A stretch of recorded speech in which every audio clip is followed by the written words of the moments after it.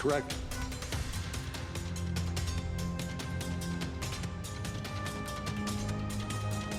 This little light of mine, I'm gonna let it shine.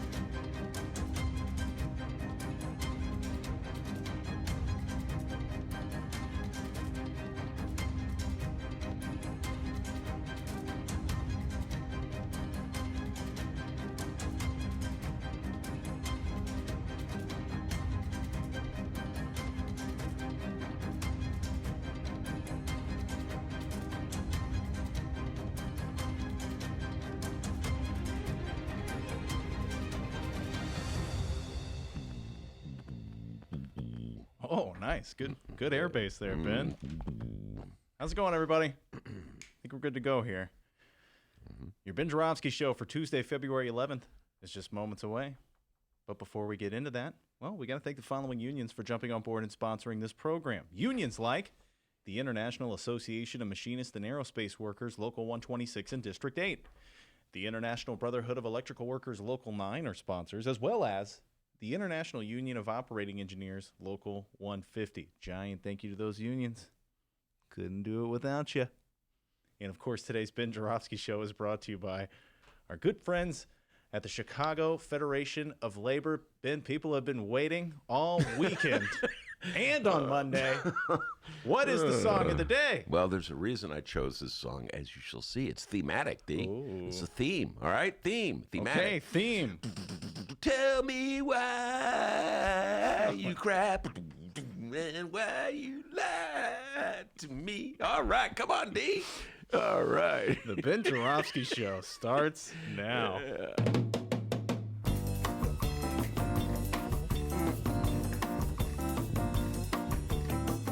Tell me why you sing so badly. It is Tuesday, February 11th, and live from the Chicago Sun-Times Chicago Reader Studio on Racine Avenue, this is the Ben Joravsky Show.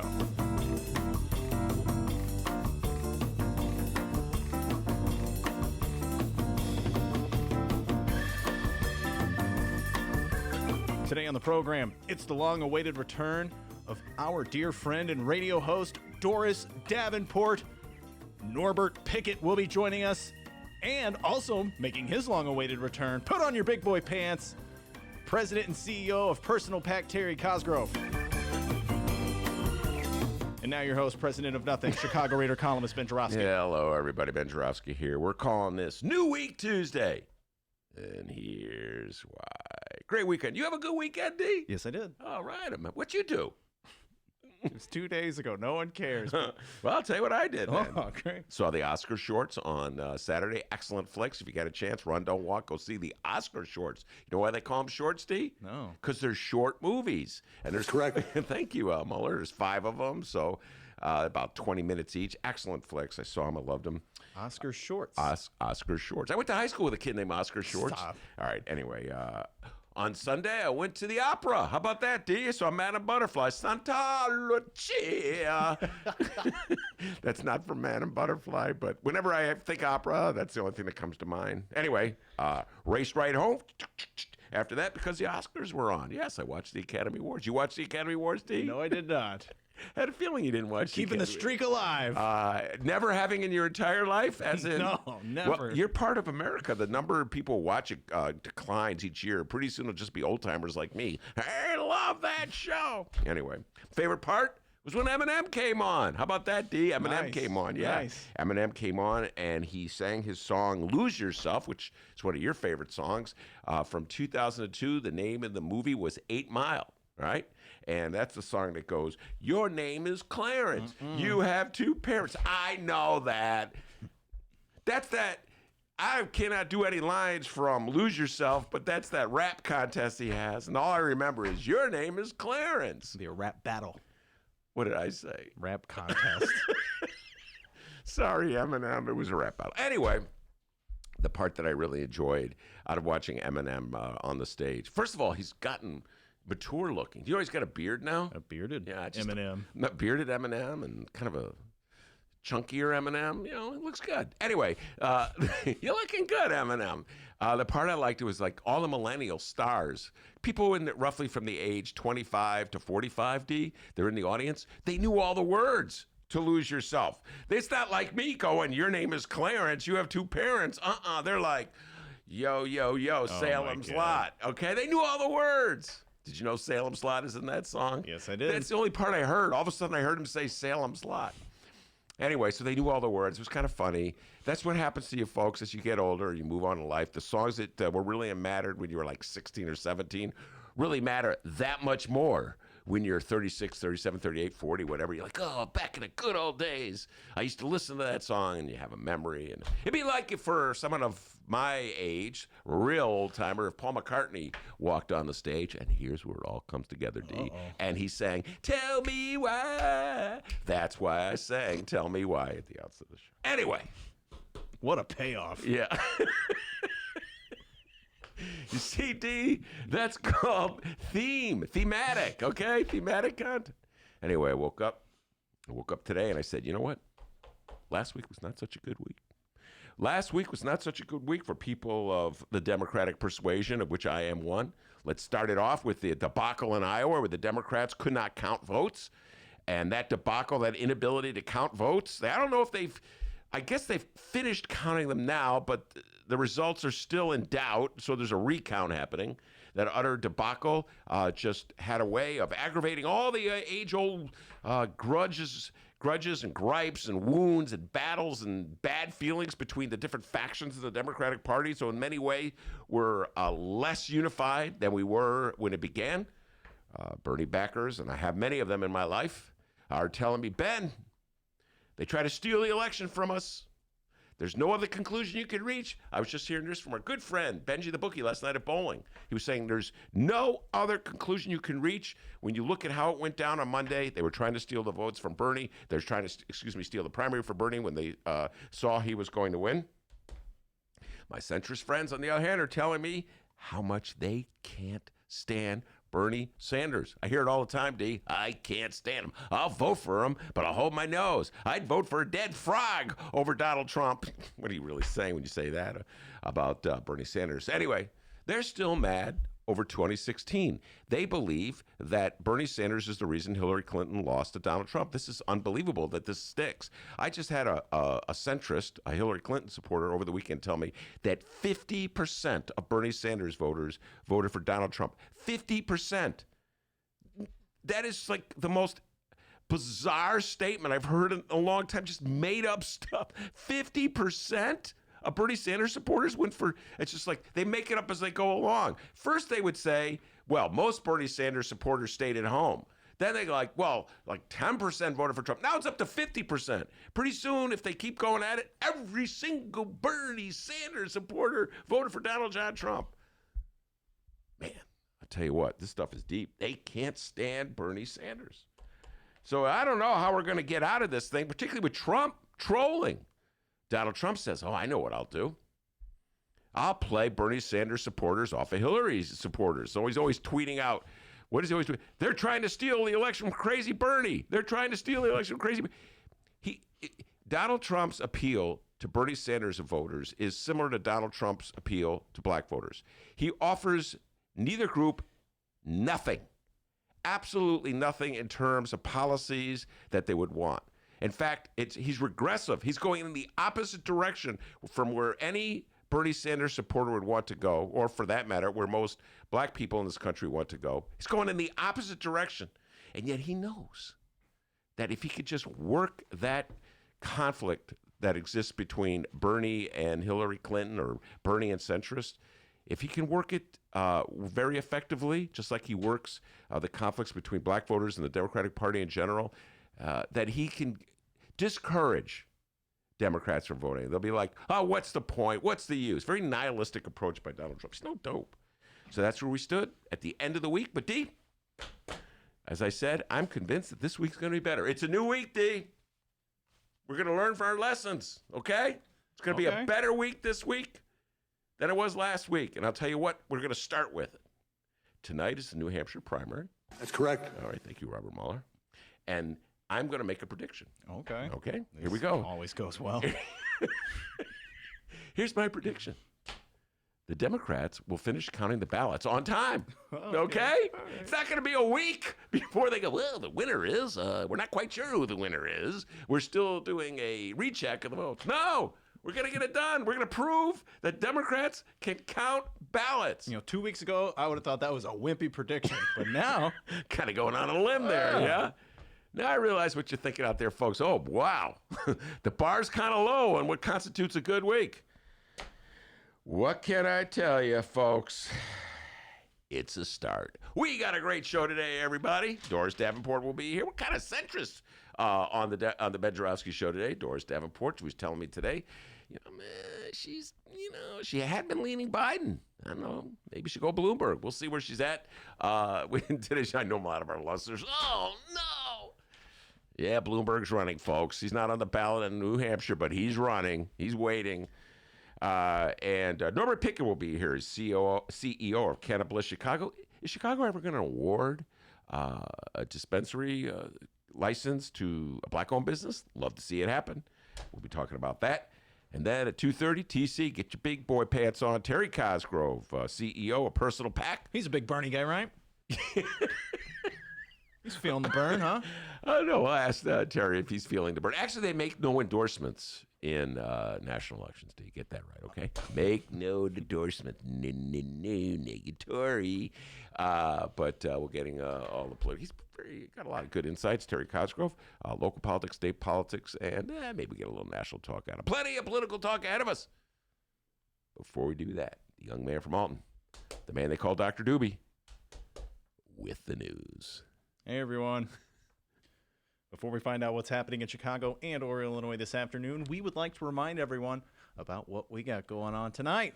Starting at 6 p.m. this evening, Tuesday, February 11th, for those who may be listening later, at G-Man Tavern on Clark Street. It's right off the Southport Brown Line. It's our Chicago Reader Live Mobilize Show, New Hampshire Primary Edition. Ben's pumped.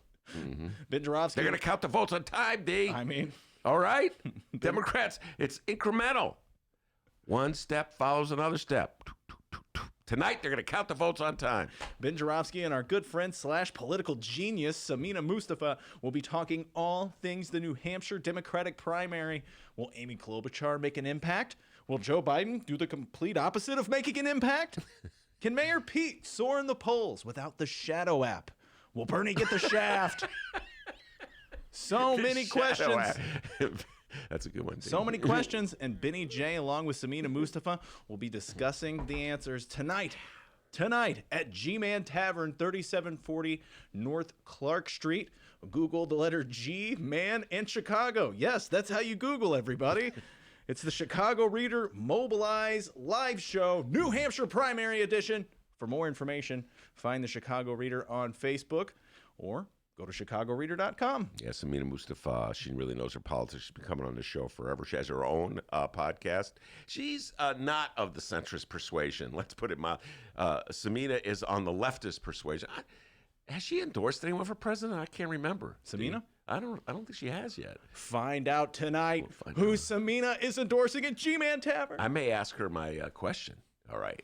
Right now, Samina, don't beat around the bush, to quote Marvin Gaye. You got one choice. Who are you voting for? Joe Biden, Pete Buttigieg. I wonder what she's going to say if I ask her that question. Huh?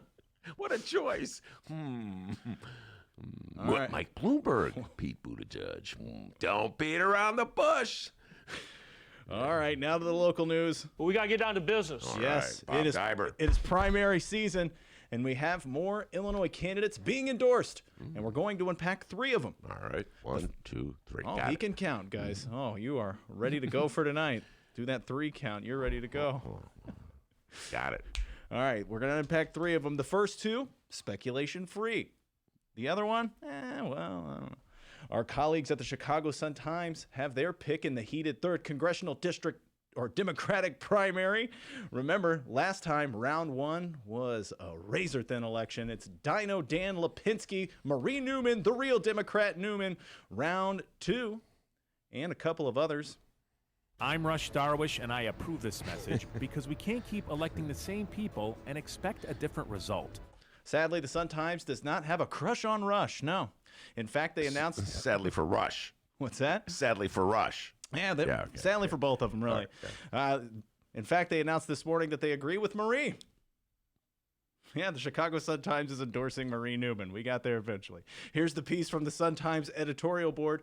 Democratic voters in this district deserve to be represented by a consistent fighter for better health care, especially as the Trump administration continues its assault on the Affordable Care Act. Marie Newman, a businesswoman from LaGrange, leaves no doubt that she would make that fight. Dan Lipinski, as everybody knows, is perhaps the most conservative Democrat in the House.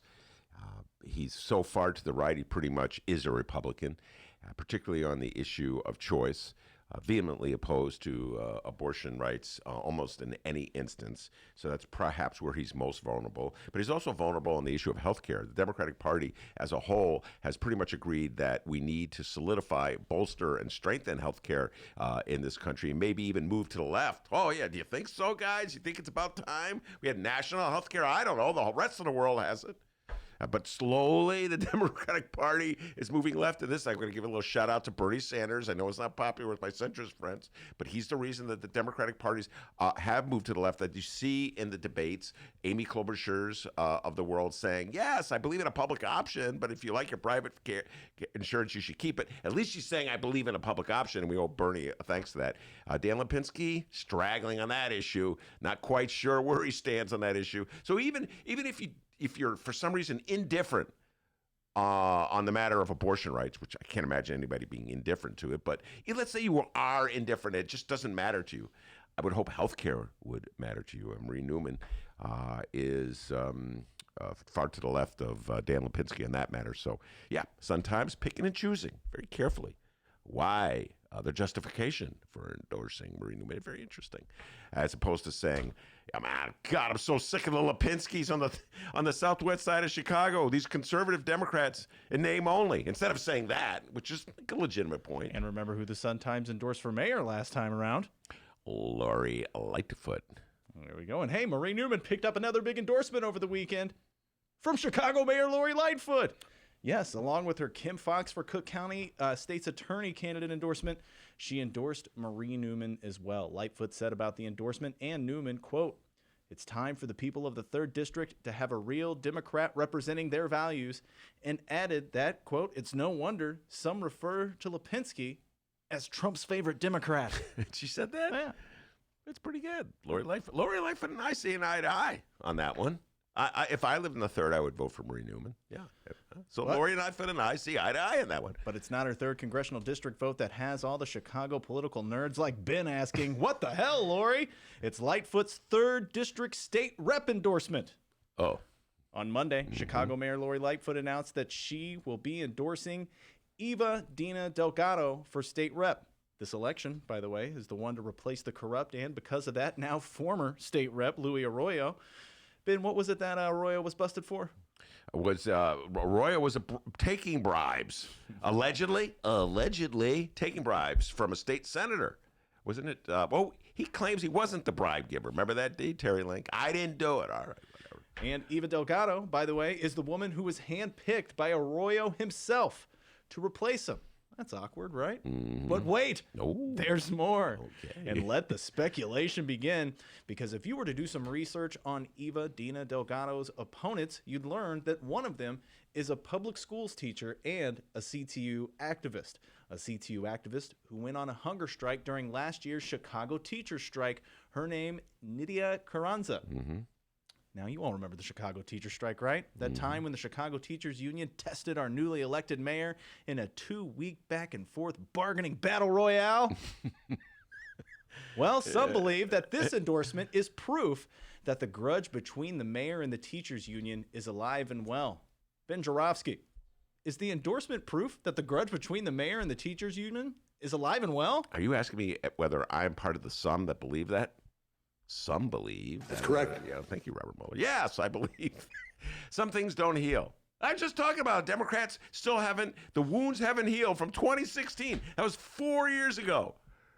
Bernie Sanders and Hillary Clinton still battling it out, right, D? Their supporters still battling it out. I got Bernie Sanders supporters. Notice I didn't say that word. Notice I didn't. Notice I learned. I love it. I love it. Who's Steve? I learned, Steve. I really did learn. I took to heart your criticism. Anyway, Bernie Sanders support. I know many Bernie Sanders. I will not vote for any Democrat if it's not Bernie. So there's that going on. I got centrists who hate Bernie Sanders in 2016. Why should it be the Democrats in Chicago be any different? Clearly, Lori Lightfoot has not forgotten and forgiven the battle that the mayoral battle against Tony Preckwinkle, in which the Chicago Teachers Union endorsed Tony Preckwinkle. Then there was the strike, and Lori Lightfoot's supporters were convinced that the whole strike was about getting revenge for Tony Preckwinkle losing. Why they thought teachers would go on strike, missing pay, exposing themselves to the elements just to get revenge for an election they got clobbered in, I don't know. But whatever. I'm telling you, D, when Democrats fight, they love to fight. So let's go back and unwrap this one, all right? As you were saying, Eva Dina Delgado, I think she worked for People's Gas. She's an executive from People's Gas, was appointed by the ward committeeman in the district, the 3rd district, to replace Louis Arroyo. All right, you say, well, Ben, that's how it happens, right? That's how it goes down. When there's a vacancy in a state representative seat, the ward committeemen get to pick the person who replaces this. Okay, I'm explaining this because I know a lot of our listeners are not from Chicago. I'm explaining how the process works. Well, guess who was one of the ward committeemen who selected Eva Dina Delgado? Louis Arroyo. And guess why Louis Arroyo had to step down? Because he was nailed in a federal prosecution or federal charges of accepting bribes. So you have the guy who had walked away in disgrace naming his replacement. That is Exhibit A of not how you do things in good government. That's not how you do things. If you have transparency, if you believe in democracy, it's like everything that the Chicago Democratic machine stands for and what reformers are against, right, D? And who ran against the Democratic machine? Who was elected largely because she was an opponent of the Democratic machine? Lori Lightfoot. But now she's supporting Eva Dina Delgado over Carranza, who's a public school teacher and supported by CTU. If I didn't know any better, I would say the kiss of death for Carranza and not getting Lori Lightfoot's endorsement is the endorsement of CTU. Folks, if you're outside of Chicago, the bottom line is this. We are insane, okay? We are crazy here in the city of Chicago. We would rather fight each other than join together to fight for our common interests. That's how we do it in the city of Chicago, folks. We love to fight each other. So anyway, Lori Lightfoot has decided she's going to support Eva Dina Delgado, even though Delgado was there by virtue of the fact that Louis Arroyo used his influence to get her to fill the vacancy. I remember when Michael Joseph Madigan, House Speaker, who is not exactly a reformer, but has been embarrassed by all the investigations into the Democratic Party, into some of the state reps and state senators of Springfield. When Michael Joseph Madigan said he would not allow Delgado to be seated, he's kind of dropped that threat. It's interesting, man. I'll tell you what, Chicago politics is a trip. People in Chicago would rather be fighting each other than joining forces to fight the Republicans. Well, I tell you what, I'm going to give her the benefit of the doubt. I'm going to say this Eva Marie Delgado is just really good. Okay. Eva Dina Delgado. All right. Can't remember her name, but I'm sure she's a great candidate. All right. So it has nothing to do with CTU. Nah, or the Arroyo thing. She's just good. Yeah, she's really good. Didn't matter that Louis Arroyo named her, right? Yeah. Okay. I'm sure she's good, okay? You know what? Here's the deal, folks. It shouldn't have taken the seat, right? Louis Arroyo, I agree with the Sun-Times in this one. My beloved Brightman, we don't always see eye to eye when they write their editor. Sometimes I'm like, Sun-Times, no. I'm not feeling this one. But in this one, I do. This thing where you hand off these vacancies, where a guy gets indicted or is on the verge of getting indicted, it's been charged, I should say, gets to name his replacement. I don't know if that's good for democracy. Maybe we should just hold back and let the voters decide. I mean, we have the primary coming up in March, so, But then the other argument would be, oh, well, Ben, the voters of the district, the 3rd district, deserve a representation. They have to have representation. They can't go a day without representation. That's true in the principle. I'd also say I don't believe that. If you could find 1 out of 10 voters in Chicago who could tell you who their state rep is, that would be an amazing feat. All right, and you would make fun of me. Oh, what a nerd! You know who your state rep is. Do you know who your state rep is? My state rep. Wait, Andrade. Jamie Andrade? I think you're absolutely correct. That's correct. Wow. He sent me a birthday letter, in the mail. It was nice of him. That was really nice of Yeah, him. yeah. Thank you, Representative Andrade. Well, I'm stunned and impressed that you know your state rep. Yeah. I was going to say you're Co-host of the Two Fellers Eating podcast. Dave Feller, who was a candidate for a brief moment in this race, then dropped out to support Carranza. So anyway, listen, Chicago politics, it's a weird game. It's a weird trip, man, we have in Chicago when it comes to politics. You know what? Lori Lightfoot should have endorsed Carranza and should have said, I want to reach out to my brothers and sisters at the Chicago Teachers Union. We're all Democrats. We didn't agree. We didn't see eye to eye on the mayoral race, but you know what? I love you guys. Come on. This little light of mine, I'm going to let it shine. And my good friend Stacey Davis Gates, SDG, should have said, I love you, Lori Lightfoot. We all can get along. And my good friend Jeanette Taylor, Alderwoman of 20th Ward, was in this show just Friday. Remember that, Dee? Yes, I do. She should have said, I love you, Lori Lightfoot. We had some disagreements on, the Obama Center and the community benefits agreement, but we can get along. Can't we all just get along? Just get along? No. Oh, my God. So Lori Lightfoot supporting Louis Arroyo's candidate. Well, you live long enough, you see it all. By the way, shout out to the live stream chat room. What's going on, guys? We'll be reading your comments in moments. Mm-hmm. We got one more story to talk about here, and of course, it's about more corruption. Oh. The following comes from the Chicago Sun-Times and reoccurring Ben Joravsky show guest Andy Grimm. Andy Grimm, yeah. Yes. 12 more convictions tied to corrupt ex-CPD Sergeant Ronald Watts wiped out.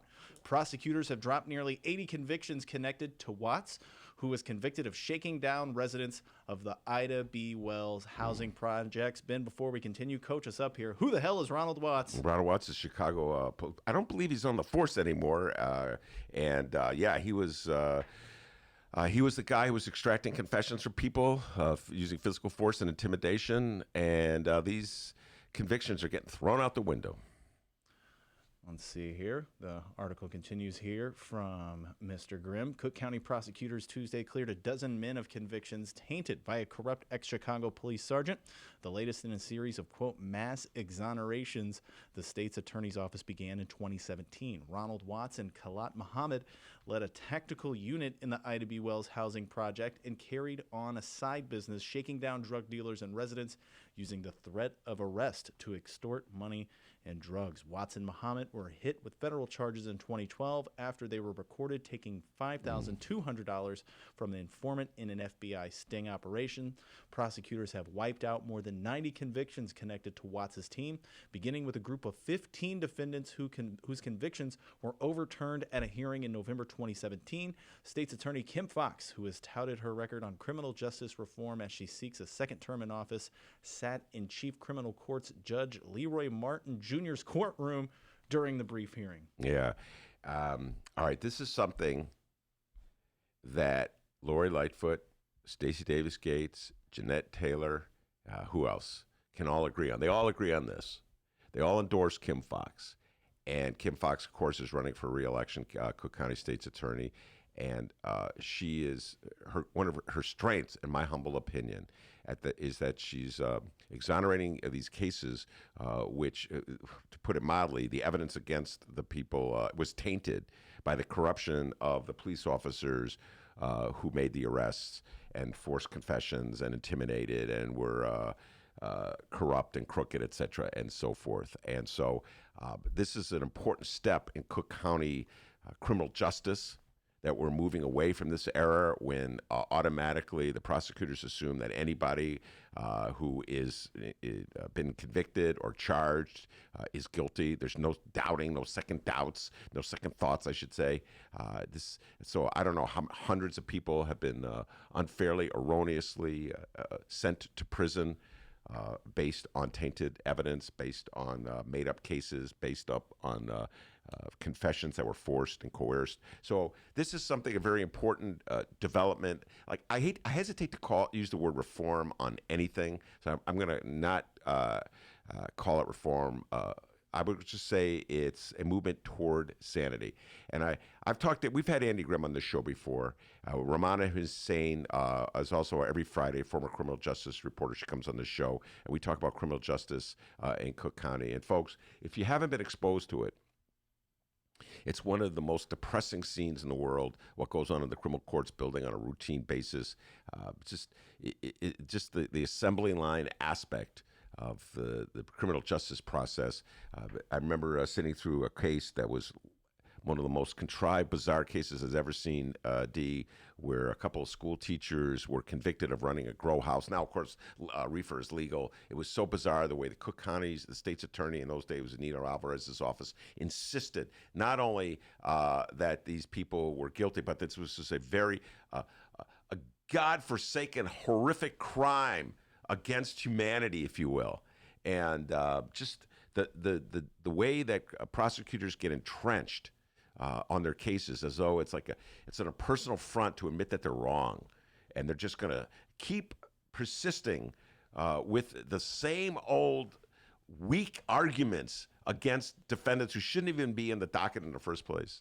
Very depressing. So I celebrate the fact that Kim Foxx is making some moves to redress this situation. And I just want to point out that we were talking about the things that Lori Lightfoot and Stacey Davis Gates don't agree on. Well, they agree on this. They both support Kim Foxx. So there you go. This is the first step for rapprochement. Ooh. Yeah, that's a Jesse Jackson. I learned that from Jesse Jackson. He used to talk about rapprochement. Anyway. Sounds like a delicious food. Yeah. All right, so we're going to keep you posted on those stories as today's program rolls along. We do have an update here. The following comes from the Chicago Sun-Times and the one and only Fran the Woe Manspielman. You better believe Fran's hustling today.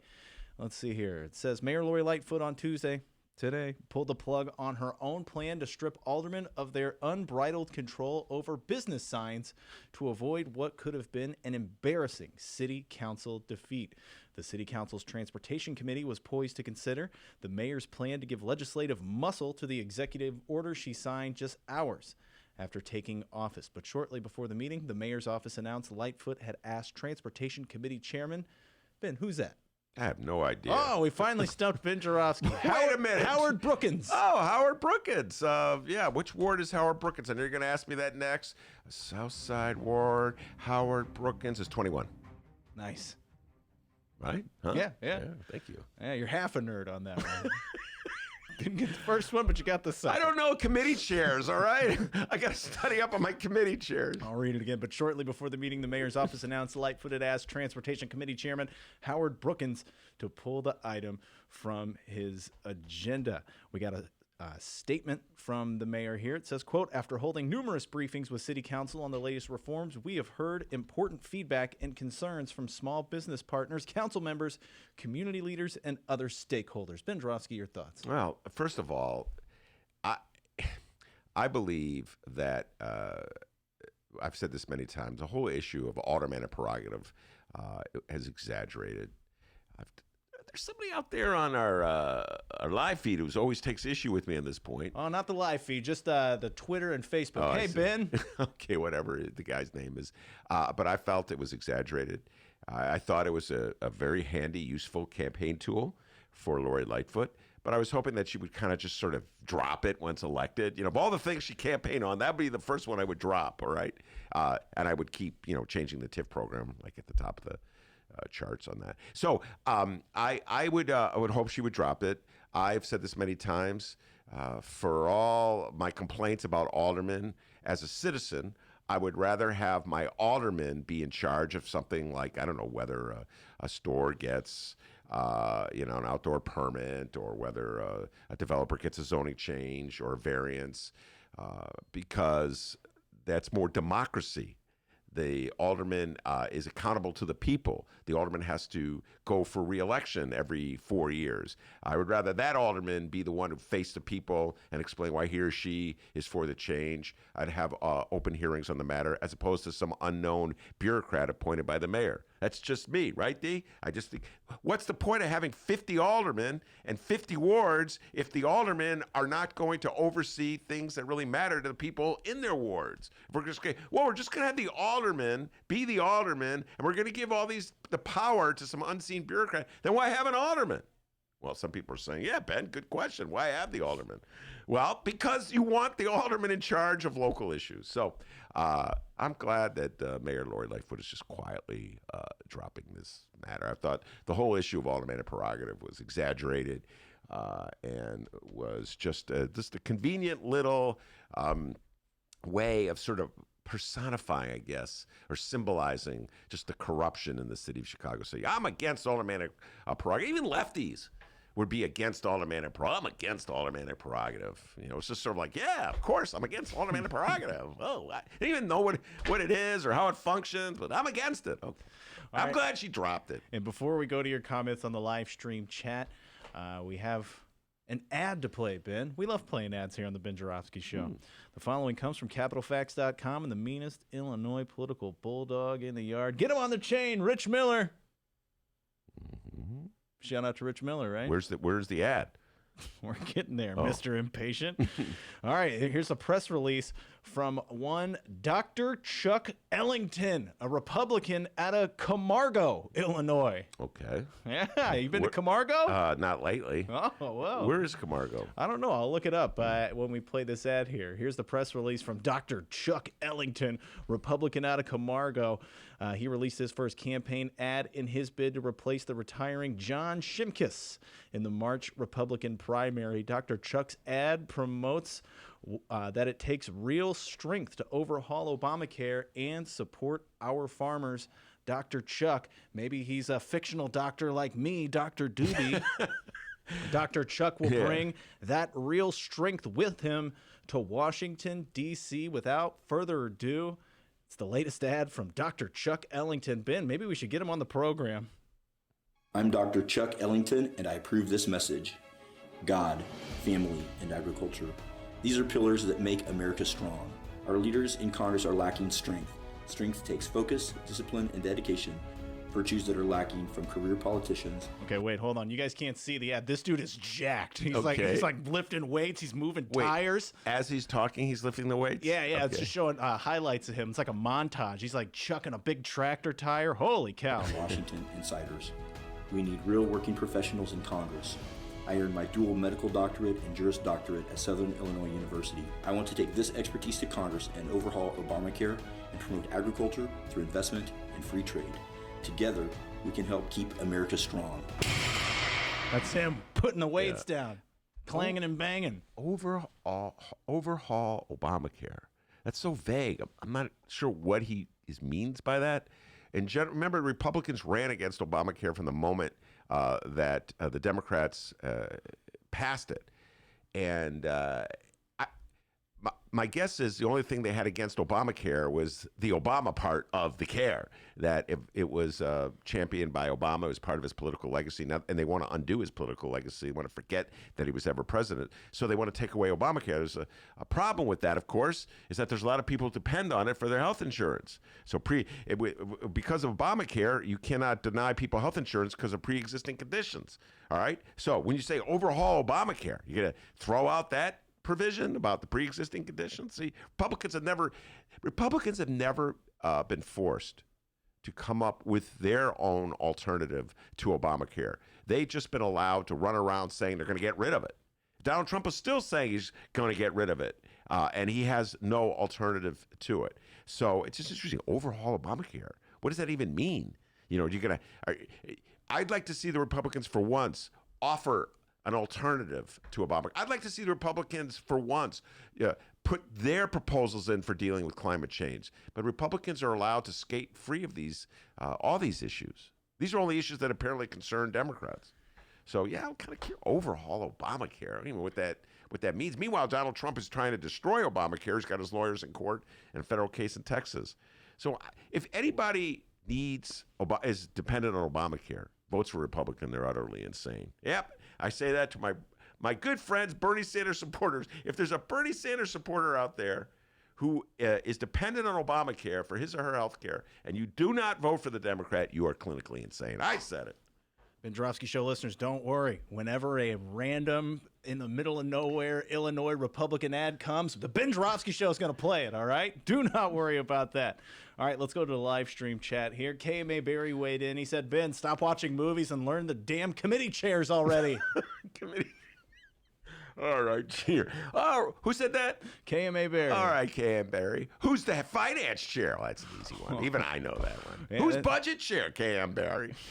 No, it is. You know what? Back in the day, I did know. Actually, I don't think KM Barry. I don't think I ever knew the committee chairs, all of them. You know, I never. I knew the state capitals back in really way a long time ago. Anyway, all right. I will study the committee chair next week. I'll take a quiz on committee chairs. All right, maybe we will do that next week. Kyle weighed in. He said, Eva Dina Delgado, all she needs to do is not accept a bag with a $sign on it, and she'll already be better than Arroyo. What do you say about that? The bar is low. I don't know. I would say that listen, not that Lori Lightfoot's taking advice from me, but that, might have been a good idea to avoid that endorsement. I'm just saying the whole Arroyo thing. And I mean, let's face it, Lori Lightfoot owes her victory in large degree because she stood up to Ed Burke and Joe Barrios and the sleazy ways of the Democratic Party. So, Ken Davis? To quote Ken Davis, I don't know, All right, Kyle's going 2 for 2 here. He says, lesson I'm learning from the Ben Joravsky Show. If I become a local politician, I can hold on to a grudge forever. My bitter, blissful grudge. I tell you what they do. You are so right, man. They just hold on to grudges forever. I don't know, did Daley hold on grudges? I don't know. You know what? When Richie Daley left office, he posed for a photo with me, D. All right? I hammered him for all year after year, and he was all over. He goes, here, I'm out of here. I'll post for you. Yeah.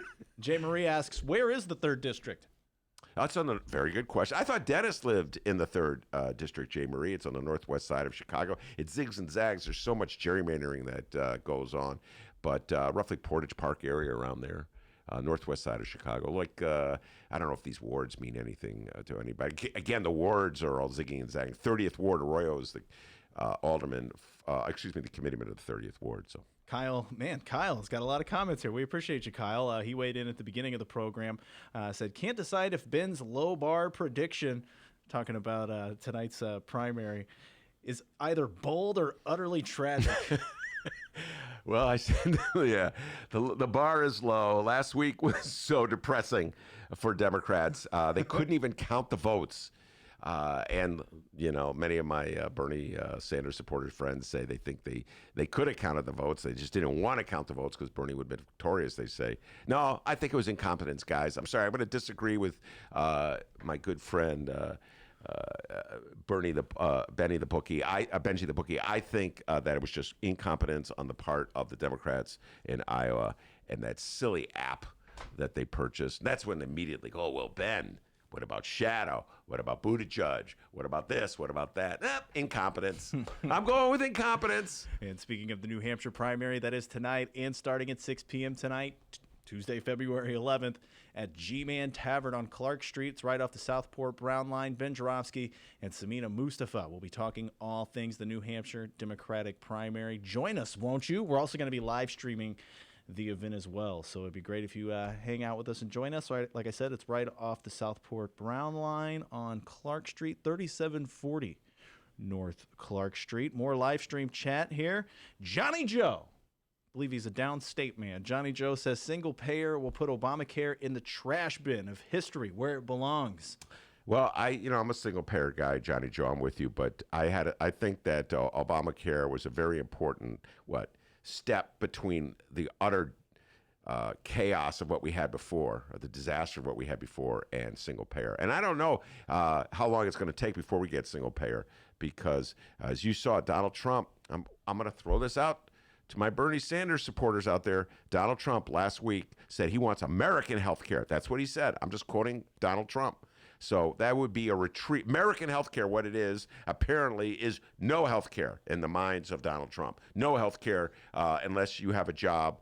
And if you don't have a job, sorry, you're out of luck. If you have a pre-existing condition, sorry, you're out of luck. That's Donald Trump's attitude toward health care. That's the Republicans' attitude toward health care. And again, Obamacare was Romney care. Obama just basically took the plan that Mitt Romney instituted when he was governor of Massachusetts and put it on a federal level.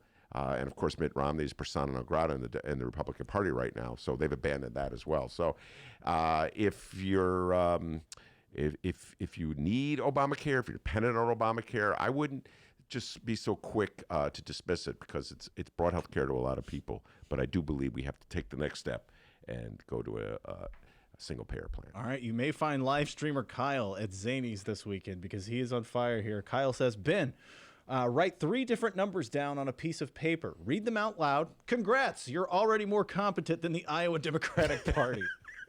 Yeah, that's true. Yeah, 3, 20, 60. There we go. Oh, and hey, right now on the Ben Joravsky Show Facebook page, our good friend Pat Whalen posted a great question, a question that I think we're going to be asking everybody when they come into the studio, especially now that it's the primary season. Do you plan on voting blue no matter who? Oh, I'm going to write that down. That's the question posted right now on the Ben Joravsky Show Facebook page. Head over to the Ben Joravsky Show Facebook page at Benny J Show, BENNY, the letter J Show, BENNY, the letter J Show. Also, we're on Instagram, the Ben Joravsky Show. Instagram update. How's that going? Hold on. Sorry, Mark Zuckerberg. Yeah, I'll slow down. Okay, Facebook always calls me. They're really upset. You know, they own Instagram too. Yeah, they own it. It's going really well. It's going really well. I think I'm going to post a picture of Mick Fansler. Oh, nice. He had a nice picture of Mick Fansler from the Curls.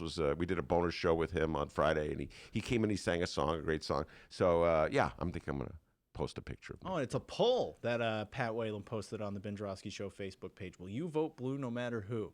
We're doing our own little version of a vote as well here on the Ben Joravsky Show Facebook page. And also, feel free to email us. We never give our email out really that much. BennyJShow@gmail.com. BENNY jshow@gmail.com. All right, everybody, we've done enough selfless promotions. We're going to take a break now.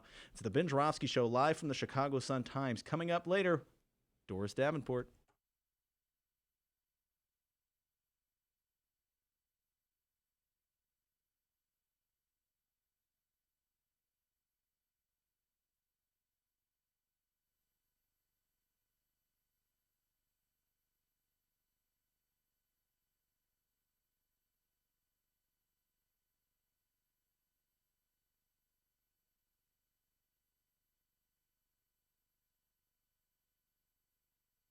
Read the Chicago Reader to get up to speed on what's what in Chicago.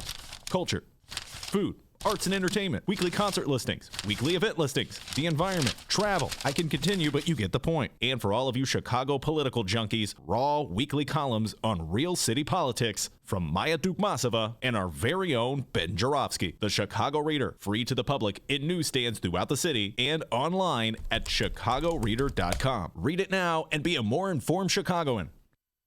Hey, everybody, what you're about to hear are the piano stylings of Jeff Manuel. Man, listen to Jeff go. Jeff Manuel has been playing piano around Chicago for years. He's played for conventions, for celebrities, played in basement bars with blues bands. He's played at prestigious social clubs, fine restaurants, and in the intimacy of private homes. Book Jeff Manuel at jeffemanuelpianist.com. Don't worry, I'll spell his name at the end of this commercial. You know what Chicago Magazine said? They said that Jeff Manuel is, quote, as comfortable with Chopin as he is with Cole Porter. He's excellent and his performance is joyous. He offers an elegant stream of compositions and interpretations that entertains the mind but won't hurt the ears. To hear more of Jeff Manuel's work and to book Jeff for your next event, go to jeffmanuelpianist.com. I'm going to spell it out for you, people. J-E-F-F. M as in Mary, A, N as in Nancy, UEL, PIANIST.com. Take it away, Jeff Manuel.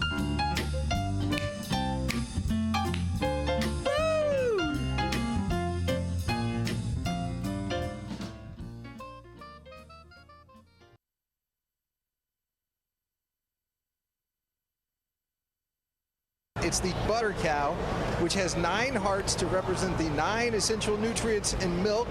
That's right, it's made entirely out of butter, and it's a state fair tradition since at least 1922.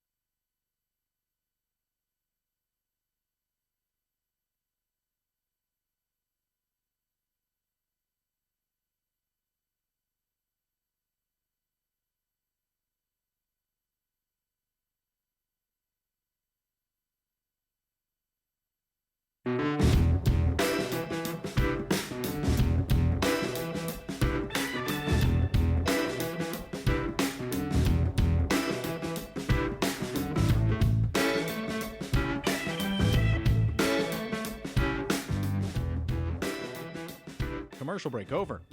Welcome back to the Ben Joravsky Show, live from the Chicago Sun-Times. Norbert Pickett will be in the studio pretty soon. CEO Can of Bliss Chicago. Doris Davenport will be dropping by as well. You're saying Can of Bliss, right? Yeah, that's awesome. We're going to hear all about that. Is Chicago ready to have a dispensary that's solely owned by a black business person? So that's be the discussion and debate. Looking forward to that one.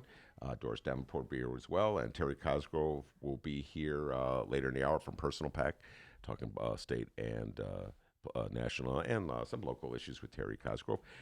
Dee, you did an interesting thing. We came over to my house yesterday, the day off. Dennis has brought all his equipment, and we taped an interview, recorded an interview, I should say. Yeah, don't say taped. Yes, I know. From my room, overlooking the L and overlooking the back alley. There was glorious sight. Yeah, a glorious sight, but it was pretty funny because the train kept going. Hey, good news, the trains are running in the city of Chicago, and the trains kept going by. And yeah, it's a brand new thing that we're doing here. Once a week, we're going to try and do it. As you know, Ben Joravsky, Chicago Reader columnist.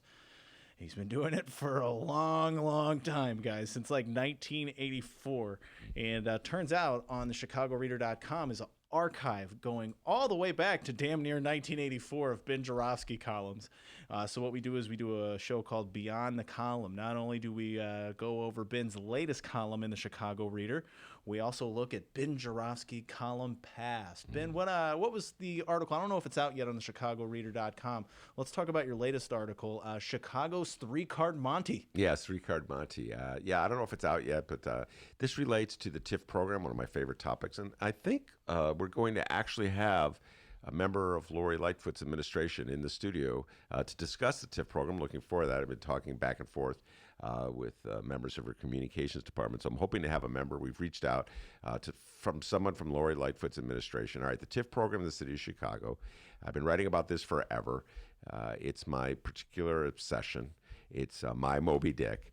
And this is the single greatest source of discretionary income that a mayor has, ostensibly for economic development, but because of the loopholes in the law, the mayor's free to do whatever he or she wants with TIF money. So it's effectively a slush fund. I've been writing about this for years, and there's 3 elements of TIF, the TIF program, that are in need of change, rectification from the way they've done it in the past. And Lori Lightfoot came through with a proposal that deals with 2 of those. two of those. And so I gave her credit for dealing with two problems with the TIF program.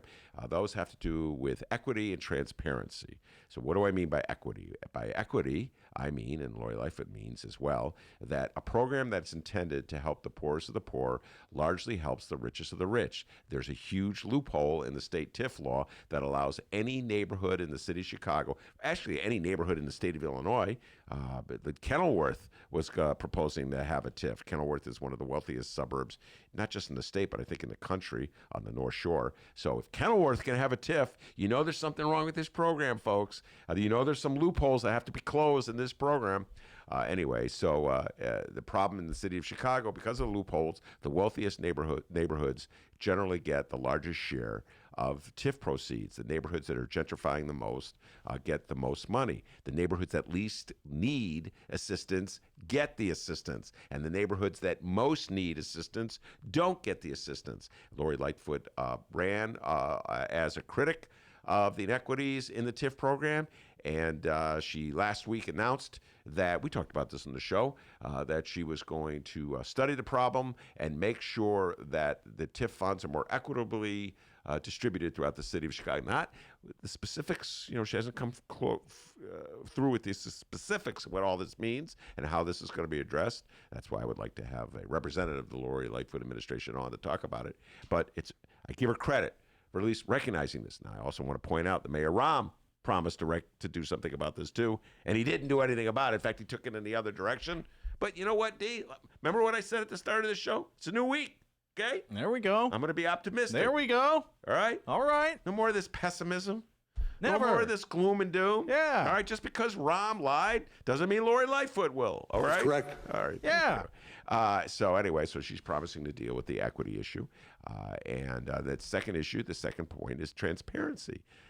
It's a shadow budget. Mick Dumke and I wrote about this. We had a story way back when, 10 years ago, called The Shadow Budget.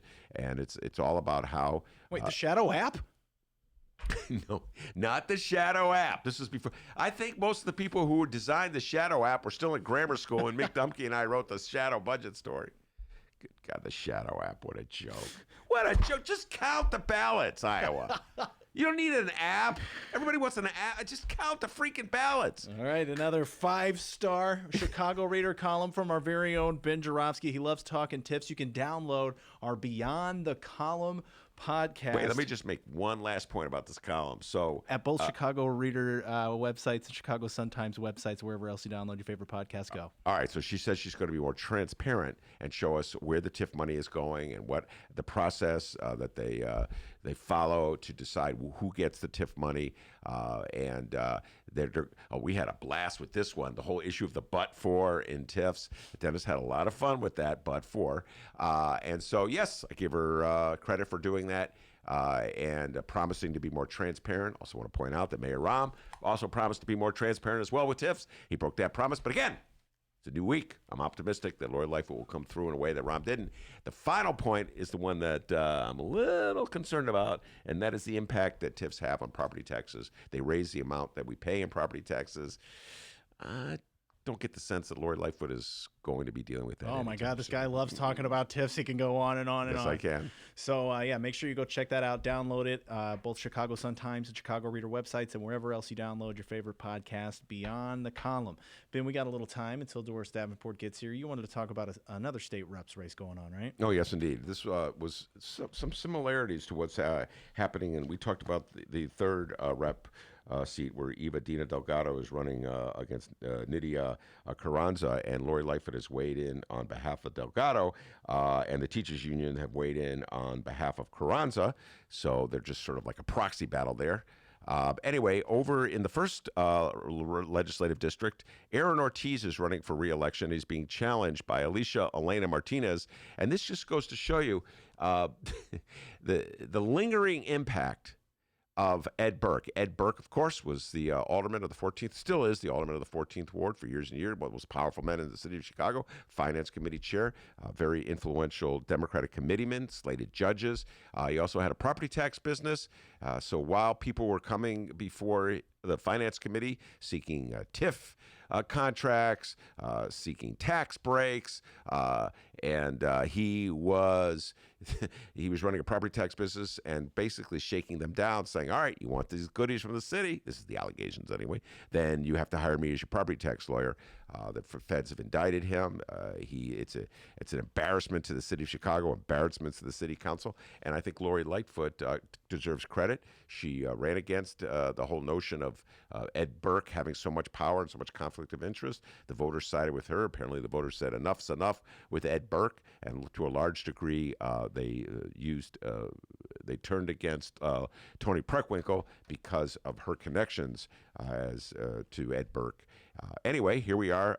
Erin Ortiz is running for re-election against Alicia Elena Martinez, who is she had interned for Ed Burke and then worked for Ed Burke. So that's pretty embarrassing. All right, I mean, this is the most disgraced politician in the city of Chicago at the moment, anyway. And her connections are to Ed Burke. So how does she deal with that? Well, she deals with that in part by saying it's an insult. I got to give her credit on this. This is it's an insult to her to say that she was put up by Ed Burke, even though she worked for Ed Burke and interned for Ed Burke. So she twists things around and says it's an insult. And then she counter attacks Erin Ortiz, pointing out that Erin Ortiz is supported by Michael Joseph Madigan. And I had a smile at this one, D. This gets back to Lori Lightfoot making her endorsement of Delgado. In Chicago, the way it works, Erin Ortiz ran against Dan Burke. Follow me on this one, folks, who is Ed Burke's brother. And he defeated him. And at the time, Erin Ortiz was part of Chuy Garcia's organization. So there's this ongoing fight on the southwest side of Chicago between Chuy Garcia and Ed Burke, those two factions. And it seemed like Chuy Garcia had the upper hand.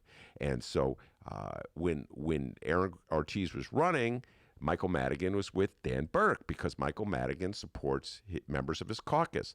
As soon as Dan Burke was defeated, this is how Michael Madigan operates. Nancy Pelosi's the same way in Congress.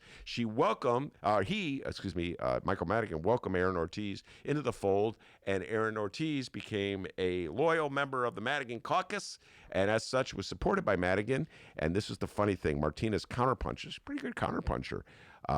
She says, quote, Ortiz went from one political machine to the other, referring to Ortiz being represented by longtime Madigan attorney Michael Casper in his challenge to Martinez's petitions, taking an in-kind $125 contribution from Madigan's political fund for printing, and his silence on an email from Madigan confidant Mike McLean. So essentially, this is how the game is played in the city of Chicago. Once you challenge if you challenge Mike Madigan, he's going to do everything he can to defeat you. Once you defeat Mike Madigan's proxy, once you've defeated Mike Madigan's caucus member, he welcomes you into the fold. That's how it goes in Chicago politics. That's how it's always goes. As I said, Nancy Pelosi plays the same game in Washington. If Marie Newman defeats Dan Lipinski, you watch. Nancy Pelosi will welcome her into the fold. So I'm watching this with great delight. Alicia Elena Martinez doing a counterpunch against Erin Ortiz, pointing out that he is supported by Madigan. Got news for you, folks. If Martinez should defeat Ortiz, first thing Mike Madigan is going to do, welcome her to the fold. That's how it works in Illinois politics. By the way, how's your Mike Madigan impression? Do you have a Mike Madigan impression? Is that it? Yeah. That's it? Yeah. I eat an apple. One more time? I eat an apple. I don't really have a Mike Madigan imitation. I don't know. It's kind of Ken Davis. Yeah, well, it's okay. But it's more of a Chicago. He's got that thick Chicago accent. Doris Davenport has entered the studio. We're going to be talking with Doris very shortly here. Feel free to weigh in. Send us an email if you'd like, BennyJShow@gmail.com. Hit us up on social media at BennyJShow, BENNY, the letter J Show, the Ben Joravsky Show on Instagram. Doris Davenport is coming up. It's the Ben Joravsky Show, live from the Chicago Sun-Times.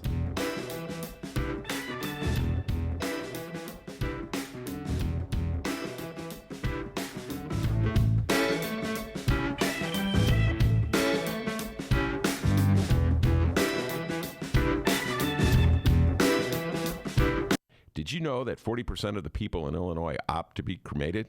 Well, it's true. And Chicagoland Cremation Options honors their wishes by providing cremation services directly to the general public.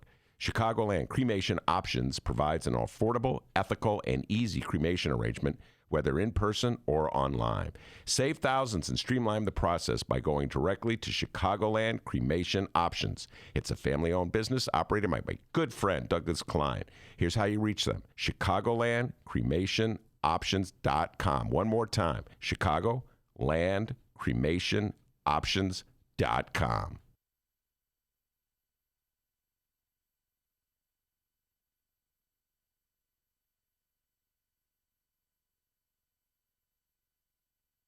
And for the record, I'm not a perfect person.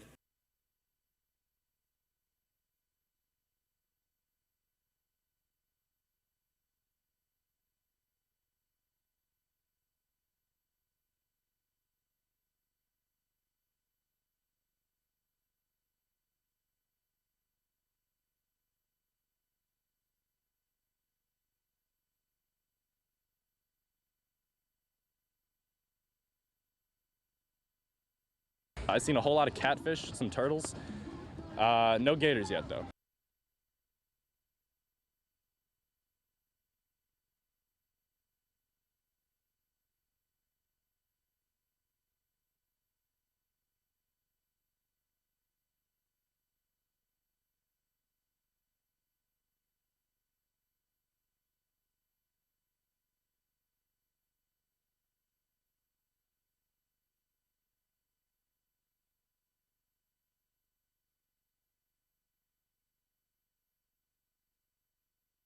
Ram, Vice President Joe Biden made one of his final moves before the debate starts to show a video of him basically bear hugging President Obama. Smart move. Why is he doing that? I think he also got a hug back. Yeah, he did. But no, yeah, it's a smart move. It's his calling card. It's why he has the strength he has among Democratic voters, is because he served with a very, very popular president. It's what surprised me in the last debate when people were throwing the president under the bus. I mean, you have a person who's at 90-some-odd% popularity with Democrats. That is not a smart strategy. I do agree with Matt.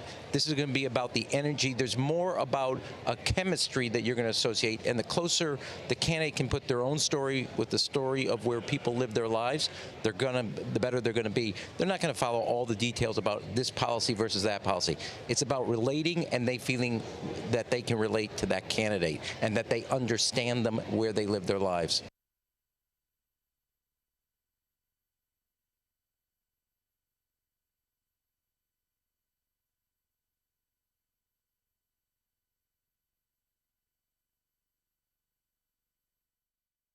All right, everybody, hour number 2 of your Ben Joravsky Show for Tuesday, February 11th is just moments away. But before we get into that, we got to thank the following unions once again for jumping on board and sponsoring this program. Unions like the International Brotherhood of Electrical Workers, Local 9, the International Union of Operating Engineers, Local 150 are sponsors, as well as our good friends at the Chicago Federation of Labor. Oh, and we can't forget the International Association of Machinists and Aerospace Workers, Local 126 in District 8. That's correct. Hour number 2, let's go.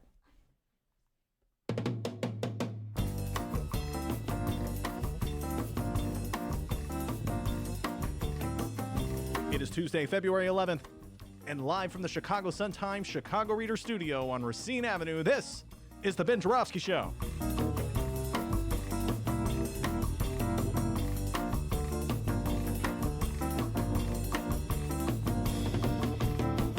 In this hour of the program, it's the return of our good friend and radio host, Doris Davenport.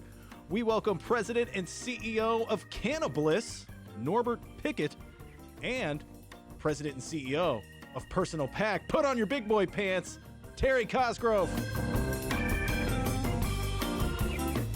And now your host, still President and CEO of nothing, Chicago Raider columnist Ben Joravsky. Ben Joravsky here. I'm president and CEO of the Doris Davenport fan club. How about that? Doris Davenport in the studio. Talk a little politics here. Norbert Pickett in the studio. He is the CEO of Cannabis, as Dennis said. Man, an outsider from Washington, D.C. trying to get a medical or a cannabis dispensary in the city of Chicago. Norbert, you are going to learn a thing or two about Chicago politics and how the game is played in this city before it's all over. We're going to have that discussion with us. D, you got an update for me before we bring him on? I'm ready to get into this interview here. Norbert gave me his card. Well, you're going to be hearing from me a lot, pal. I love marijuana. Norbert, yeah. Even before it was legal. Yeah. Well, in some ways, it's still illegal. In fact, just the other day, I was walking down the street and there was someone smoking a joint. By the way, I was at the opera yesterday. Doris, Davenport, and Norbert, and I swear to God that it was the intermission was over and the second act was beginning. Man, it was like, did somebody light up in the opera house? You know what I think it was, Norbert? I think somebody had been smoking outside and they just brought the smell in, but it was so powerful. You said the opera house? Yeah. I was walking by there. Sorry about that. Yeah, sorry about that. All right, I'm gonna take the deep dive with Norbert on the issue of what it's like to get a license to operate a cannabis dispensary in the city of Chicago. Before they do that, Doris Davenport, you're a political junkie. I just got to ask you a question related to the theme that I began the show with before we bring Norbert on, and that is this. My beloved Democratic Party really had a rough week last week, to put it mildly. On so many levels, they struck out. At the top of the list was the utter incompetence or dysfunction of Iowa. Could not count the votes. At this time last week, we were talking about that profusely. Inability just to basically count the votes, and that leads to all kinds of chaos in the ranks, accusations of trying to steal the election, rig the election. We've been discussing it all week long, and it all comes from the failure to adequately count the votes. And so when you look at this mess, this dysfunction that we have inherited from the week before, are you confident that my beloved Democratic Party can sort of put this behind and move forward? Or do you think that this is just like a prediction of what is to come? No pressure. Ready for the music. Okay. You know, I'd have to say that sadly, I think it's a little bit of both. And unfortunately, it might be a lot of both. I was really so embarrassed. And I was afraid. Mm-hmm. I was embarrassed because, gosh, this is 2020. With all the technology that we have in our wheelhouse now, we should have gotten this right. But it does actually point to why we still need paper ballots, right? I mean, every state now, and I don't know whether they had a mixture of the electronic ballots and paper ballots or how they did their elections, but if you can't even count the paper ballot backups, that's a big problem. We're going to have a problem state to state on these electronic ballots. Mm-hmm. We need to have paper ballots that back up, not a strip of paper that shows you after you've done your electronic voting that you have voted, because even when those are calculated, it's a barcode as I understand it. It's not really like a paper ballot. But then we also need to empower people like our friend Laura Chamberlain, who tries her best to do these audits of the vote count. We need more of that, and we need those kinds of vote counts with the people involved to be sanctioned. I think that what we saw of Donald Trump in the beginning of his previous run for office, mm-hmm. all the threats that he made about what he would do if he did not win, I think this is laying the groundwork for that kind of conversation. And not only do I think it's laying the groundwork for that, I am fearful for the first time in a long time that if we don't get this right, we're going to see political violence to a degree that we have not seen in this country. What do you mean by that? I think the threats that Donald Trump is making to his base to rile them up, we know that they are a violent group of people. They have proven that in some of their rallies. If for some reason he does not win this election, which obviously I hope he does not, mm-hmm. I believe that he is going to be urging his voter base to move toward chaotic behavior mm-hmm. around the country in these precincts. Well, one of the things that he's doing right now, which I have a smile when I see because it's so deceitful, I'll get to. He's trying to pick at that wound between Bernie Sanders supporters and the centrists in the Democratic Party by tweeting out that they're trying to steal the election from you, Bernie. They're trying to steal. That's right. And to me, I made this point at the start. It really reminds me what he does with black voters. Yeah. So he offers nothing to a Bernie Sanders supporter. If you're a Bernie Sanders supporter, Donald Trump, everything he stands for is regression.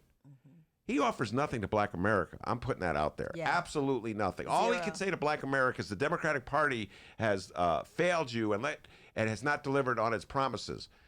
But I'm not even going to promise you anything. So, like, what in their right mind, black person would vote for Donald Trump? Yeah. Yeah. Who?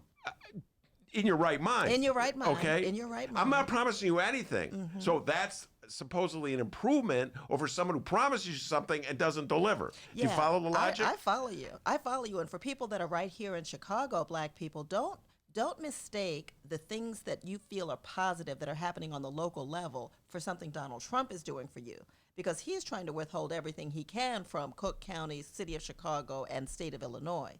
So let's give our local politicians some credit for some of the good things that are happening here. That ain't Donald Trump.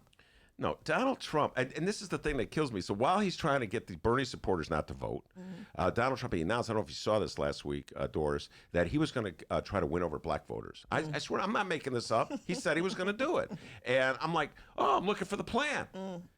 You know, like, where's your health care plan? Yeah, where is your housing plan? Yeah, well, how about... Where's your jobs plan for the African-American community on the west sides and the south sides of places like Chicago? I don't want to hear it. So it is an interesting development here.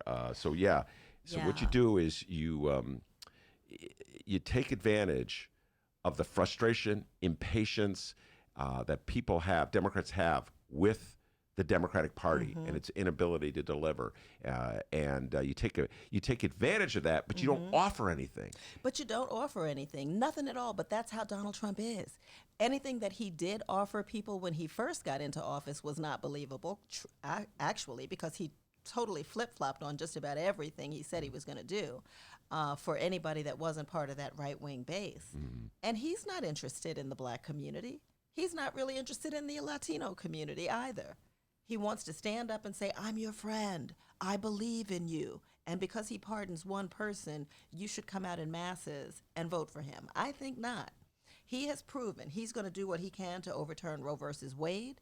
He's going to do what he can to make sure there's never affirmative action again in the land. He's going to do what he can. He's already, his first 100 days in office, rolled back one of the best housing plans Barack Obama put in place, put a delay on it for 3 to 4 years. I bet that gets buried altogether. When was the last time you even heard from the housing secretary? Yeah. And if he wanted to do something for the black community, he would take the Minority Business Development Agency out of the Small Business Administration agency and let it stand on its own in the U.S. Department of Commerce. Well, Clearly, Donald Trump feels that he could get reelected by a very interesting conflict here. On one hand, sort of play at the feelings of frustration and disappointment that black voters have with the Democratic Party. And then on the other hand, at the same time, use prominent black people as a way to fire up his white supporters. Yeah. So for instance, like before all is said and done, Colin Kaepernick. He'll start hammering at Colin Kaepernick again to fire up his white supporters. Yeah. Before all is said and done, he'll go after some of Maxine Waters to fire up. Auntie Maxine. Yeah, Auntie Maxine. He'll go play those cards. Yeah. And then he'll say, oh, Democrats, I don't promise you, so you're not going to get anything from me. And I can't be disappointed in me. And here's the frustration for me. Is that there really is real frustration among black people within the Democratic Party. And we don't like to look at, say, our parties and look at them as an experiment that we so easily like to call America. But they're about to change the rules in the Democratic Party.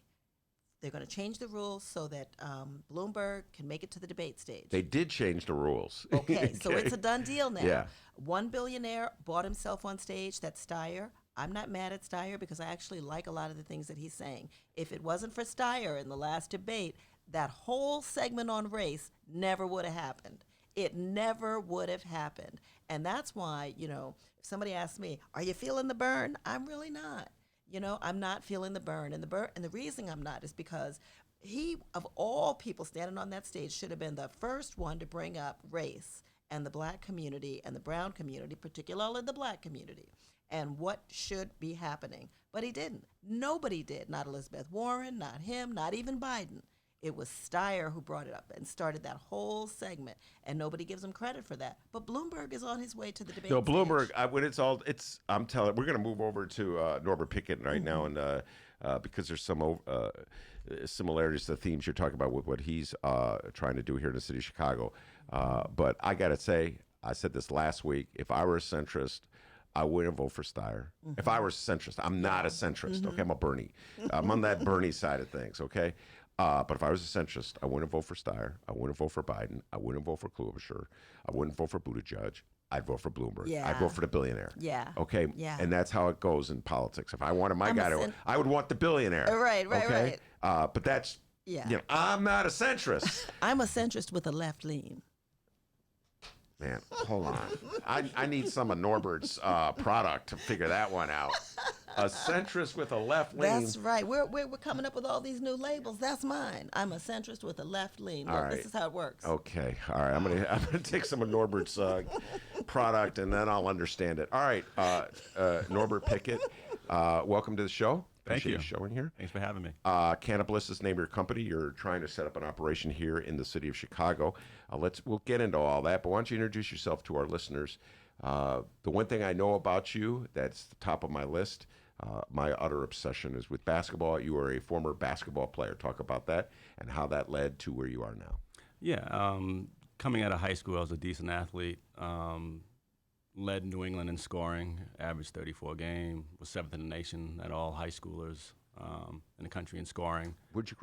You led New England? Where did you grow up? I grew up right outside of Boston, a place called Fitchburg, Massachusetts. About 30 minutes from Boston, about 30 minutes from Worcester, Mass. Not too far from the New Hampshire border.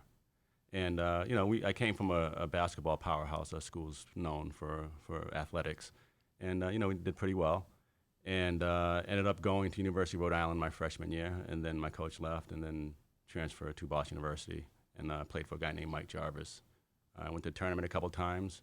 I was inducted in New England Basketball Hall of Fame in 2015, August 2015, and ended up, after college, ended up working in the NBA for the Washington Wizards and the Washington Capitals, which is the NHL team, working for an owner named Abe Poland, who was the guy that funded Ticketmaster. Amazing guy. He's now passed. God bless his soul. And he gave me a great opportunity, and that's what started me off in pro sports. I went from there and was supervisor in the marketing department for the Philadelphia Eagles, and left there and went on to the Baltimore Ravens and was a marketing director in their operation, CBS Sports Radio. And so from there, I went out to Hollywood and worked on, was casting director of Jimmy Kimmel Live for 4 years. Also did some casting. We did bits and promos for Monday Night Football. Worked in David Spade's show, Adam Carolla, Punk'd. Had a long 16-year career in film and television. And I was hit in a car accident when I was vice president, head of production of a television and film studio called High Point Studios. It unfortunately left me permanently disabled. Went through 18 procedures, 5 major surgeries, reconstructed a third of my spine, a third of it's artificial. And through that whole process, had to learn how to walk again twice. And what brought me to cannabis was that I was on 5 different opioids at one time and wasn't used to that. I'm vegan. I don't drink alcohol. I'm an athlete. I run 4 miles a day. And wasn't used. You did run 4 miles. You don't run 4 miles a day now. I do, if you can believe it or not. I've made a comeback. That would be constitute a comeback. You couldn't even walk. Now you're running 4 miles a day. Well, I mean, before the accident, when you're an athlete, I can run like a deer, jump like a deer. I just didn't think like a deer. And so, luckily, the doctor said because I was in good shape, I was. Wait, how does a deer even think? I'm just trying to think. Exactly. Anyway, it sees the headlights and just stops. It doesn't think. That's the problem. So luckily, because I was in pretty good shape before the surgery happened, I was able to, to make a miraculous comeback. I had a guy that we call him the Fixer. He's a world-renowned spinal surgeon named Dr. Larayson, who put me back together again. So basically, I was broken in a car accident, put together incorrectly because they put a huge screw in my aorta, which caused me to lose mobility from the waist down. Put together incorrectly, then I was torn apart again, and then put back together again. So that's been my story. How long ago did this all occur? This happened the tearing apart and the putting back together, yeah. It actually happened in 2016. So it's been a 4-year ordeal for you. Yeah. It's been a haul. Oh, excuse me. It happened in 2012, and it ended in mid 2016. My last surgery. Got it. And so, were you a marijuana smoker before all this went down? Or No. I mean, once in a while, being a producer and working Hollywood, you in a party or two, you kind of partake a little bit. Yeah. But you didn't inhale. I did not. I didn't inhale. It was illegal. Yeah, you and Clinton. Oh, it was illegal, so I won't inhale. You did not inhale. But I'm a single dad, and one day I made the mistake. I got custody of my son, and I had a babysitter come in, and then I was hungover. I said, "Dad, need a night out," and that little kid was smacking me in the face the next morning. So from that point on, I said I would never do that again. It was a miserable existence, and so I kept it pretty clean from that point moving forward. So when you're on those opioids, what people don't realize is that after about 4 months, they end up creating the symptoms they're supposed to relieve you of. These are all temporary fixes, and so that's how people get addicted. They ended up taking more in order to get more relief, when in fact what they're taking is actually creating the symptoms. So, and the doctors don't want to tell you that because they want you to take as many pills as possible. And so, people have a hard time. I mean, Doctors want you to take those pills. Why? Because they get paid to give out those pills by the pharmaceutical industry. The pain management business is a dirty business. You show up there once a month, you sign your name, they give you your pills, you walk out the door. I was on the same calendar as other guys, and what they would do is they're like, "Hey, I'm going to take this OxyContin for the rest of my life. I'm just going to chase it with a beer every night." And I'm like, "Really? That's how you're going to live your next 30 years?" I'm like, I had no interest in that. I feel much better when I'm clear. And, the good thing about cannabis is that it has very little side effects. It'll put me to sleep. I wake up next morning, I'm good to go like nothing ever happened. But does the pain kick in the next day? It does, but the pain kicks in from me lying since I have so much hardware in my spine, from me lying in the same position for hours. From that effect, that's where the pain kicks in. I just get up and, take an edible or something in the morning. So let's just pause for a moment to just talk about the hypocrisy, and feel free to vigorously disagree with me if you want, of professional sports toward cannabis. I'll use your word. I'm really struggling not to call it reefer, but the utter hypocrisy, Norbert. Until recently, this really bothers me. I mean, football players in particular, they destroy their bodies for us, the fans. I admit I'm a football fan. I'm a little embarrassed by it, but they destroy their bodies for the fans. They run into each other at full speed. All right, knocking heads together, all kinds of concussions, broken bones, etc., and so forth. Everybody knows that reefer helps alleviate the pain, but it was illegal in the NFL. They'd rather feed the football players these pills that are probably more dangerous to their bodies than marijuana, because I don't know what they're plugged into this old notion that it's an evil weed. Do you follow what I'm saying? Oh, yeah. And I don't think the NBA is much better on this. I believe they were testing basketball players for marijuana up until recently, I want to say. I haven't looked into this lately, but I think up until like the last Players Pact, that the players deal that they signed with the NBA, they were still testing players.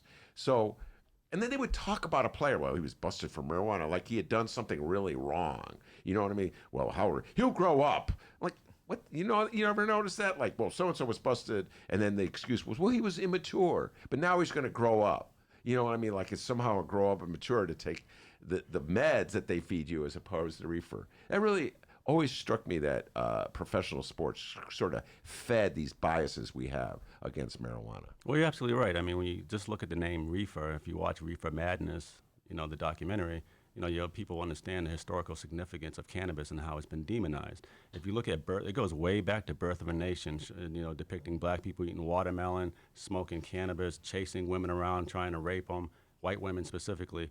And so, it's got a stigma to it. So the owners, a lot of these guys are old school Southerners. They're okay with, taking the drug that was made in the laboratory and giving it to the patient, even though it's killing their liver in order to process and digest it.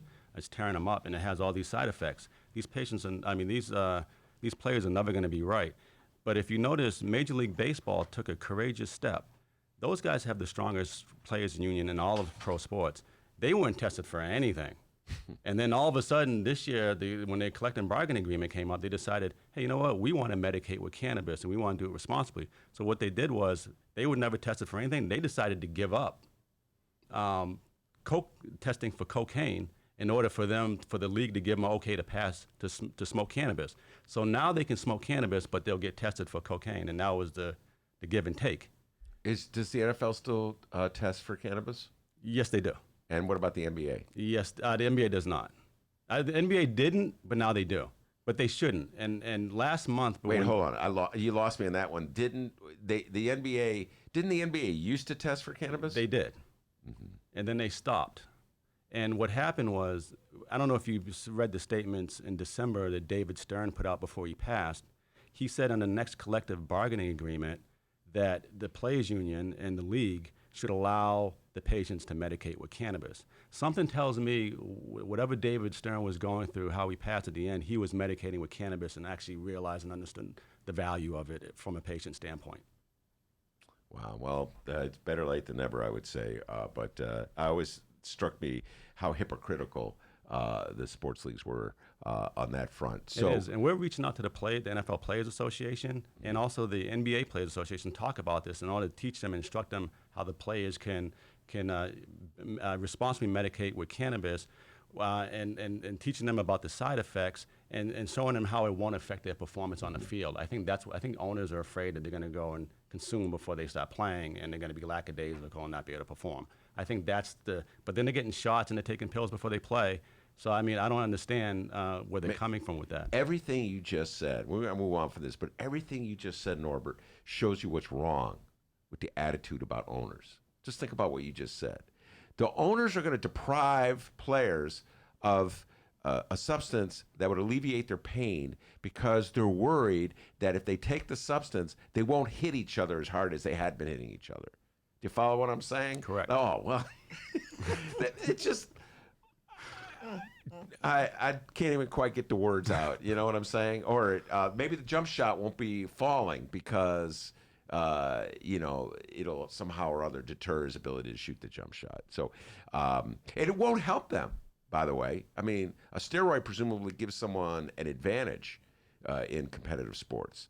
But what embedded in what you just said is that marijuana would be a disadvantage, if you follow what I'm saying. It would be. Not while you're participating, no. Nobody can participate, in a sport like that, moving that quickly and your cognitive functioning and be able to understand what's going on in real time. No, I don't believe anybody could. I would never advise that to anyone, any athlete.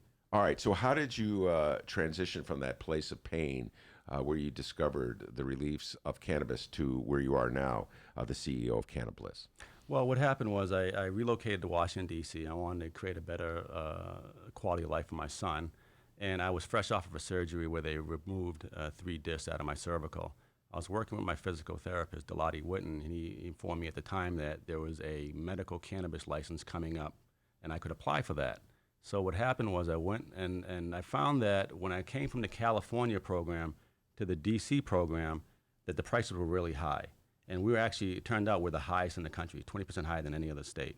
And so I took it upon myself to buy a building, go apply, so I could bring down the cost for patients because there's no copay through insurance, and patients at a disadvantage, they can't afford the medication. So I applied. I actually lost, and that whole process was weird because in D.C. you have to go in front of the ANC Commission, which is a board of elected officials. You give your presentation, they vote on your application. And part of those points, this is kind of like the social equity piece of the application.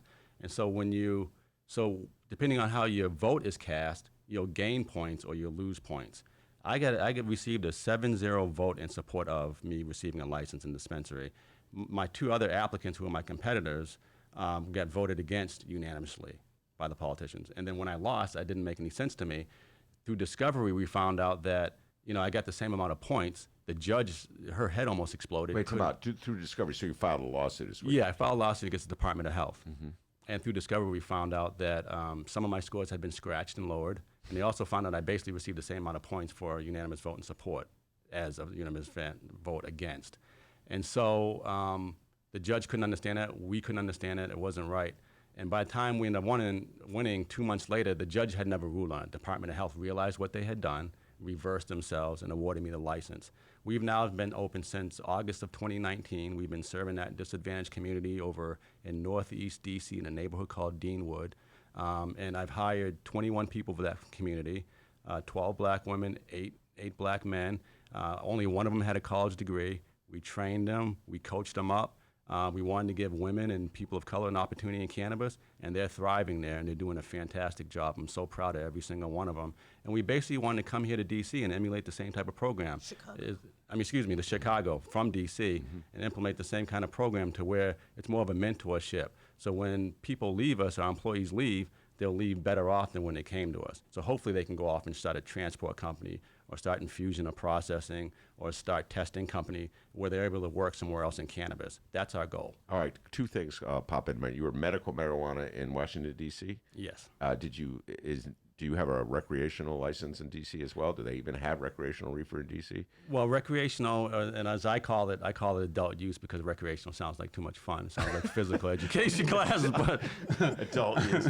Yeah, I know all the different. I'm really trying to stay up, but it's recreation. I agree with you on the recreational thing. Yeah. You're absolutely correct. No, adult use is not. Because we're not the guys of the federal government. We're not a state. So, it's passed in the House, and we're waiting for the Senate to do something, and those are the Republicans that control the Senate. So we're kind of stuck right now. Do they have some twisted attitudes about marijuana? Oh, it's horrible. It's horrible. John Boehner, who has, obviously left the group, is now, he's come around. He was a bar guy in Ohio, alcohol guy. Now he's come around and saying, oh, yeah, and now I understand cannabis. He was, he's for it before he was against it. I'll just say this, come around. In other words, there's no political advantage for him to manipulate people's bias against marijuana for votes. So it's not, I'm going to just disagree with the come around part. He just doesn't need to take advantage of the attitude that people have about marijuana anymore, if you follow what I'm saying. Yeah. And I'm not going to speak for John. I think any momentum we can get, especially from the right, from the conservatives, from the Republicans wanting to push this agenda forward to legally federalize cannabis, we'll take it from whoever we can get. I think that, if John would speak for himself, and I can't speak for him, he might say that he had a reckoning.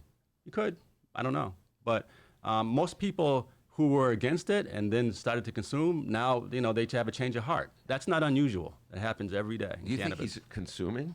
Oh, yeah. Oh, did not know that part about it. Like I said, I'm not going to speak for him, but I'm assuming if he's fighting for it, he's consuming. Those Republicans need to have more parties with cannabis. Yeah, they do. Go further. Canna Bliss. What'd you come up with that name? I took cannabis, which I love, and I took bliss, and I feel blissful when I smoke. So that's how I combined the two. All right. To get a state of bliss. Okay. All right. Canna Bliss. So how did you have the capital to get started? This is something I hear from a lot of people in the city of Chicago. It's very difficult to get in the business if you don't have the money to get in the business. It precludes anybody who doesn't have a lot of cash. Or did you have a lot of cash? Yeah, luckily, I had a few situations happen to me. One where I had a long career working in pro sports and film and television. I was able to, put some, money aside for a rainy day. And then obviously I had a windfall through the car accident where I was hit. And I was able to combine those two resources and allowed me to, put up some significant money in order to open this dispensary. I felt there was a sacrifice and one that needed to happen in order for me to try to preserve and get some people into cannabis and also to bring down the prices for patients. So I felt it was a sacrifice I needed to make. So what's the situation here in the city of Chicago in terms of how do people get the license that are available? Well, I think that, I think you have to do kind of what we're doing. First of all, you have to have experience. You have to have horticultural experience where you've operated and owned a dispensary. People don't really understand how heavily regulated this industry is. And I think you need to kind of get out there and talk to the aldermen and talk to the alderwomen and let them know that you're applying, let them know that you have this experience, and let them know what you're going to do for the community. For example, we just unionized some employees in Washington, D.C., and we're doing the same thing here in Chicago. I'm working on that right now. And so these are the things that we're trying to do on our agenda that push this industry forward, because a lot of these multi-state operators, they go in and set up in these poor communities, and they pay these employees $8 or $9 an hour. So, I felt like, hey, I'm the highest paying dispensary in the district. I mean, I pay as low as, I think, $17 an hour, as high as $28 an hour, because we're in a very specialized field that's heavily regulated. You need to have really experienced people, and you need to pay for that experience. And to pay somebody $8 or $9 while you walk home with millions isn't really right. So, I feel unionization is very important. It needs to happen in the cannabis industry. So these are the kind of things that you need to do to separate yourself from everybody else. You have to really be active within the industry and making change for the positive. So you do not have the license yet in the city of Chicago, correct? You're seeking the license. We did not. We're seeking. We applied. So what's the process that governs the application? Well, you have I guess they have a law firm who's a consultant that's going to go ahead and review these applicants and these applications, vet the applicants, and go ahead and then they're going to make a decision. And Do we know who that law firm is? I think is it Dun and Bradstreet? What's that?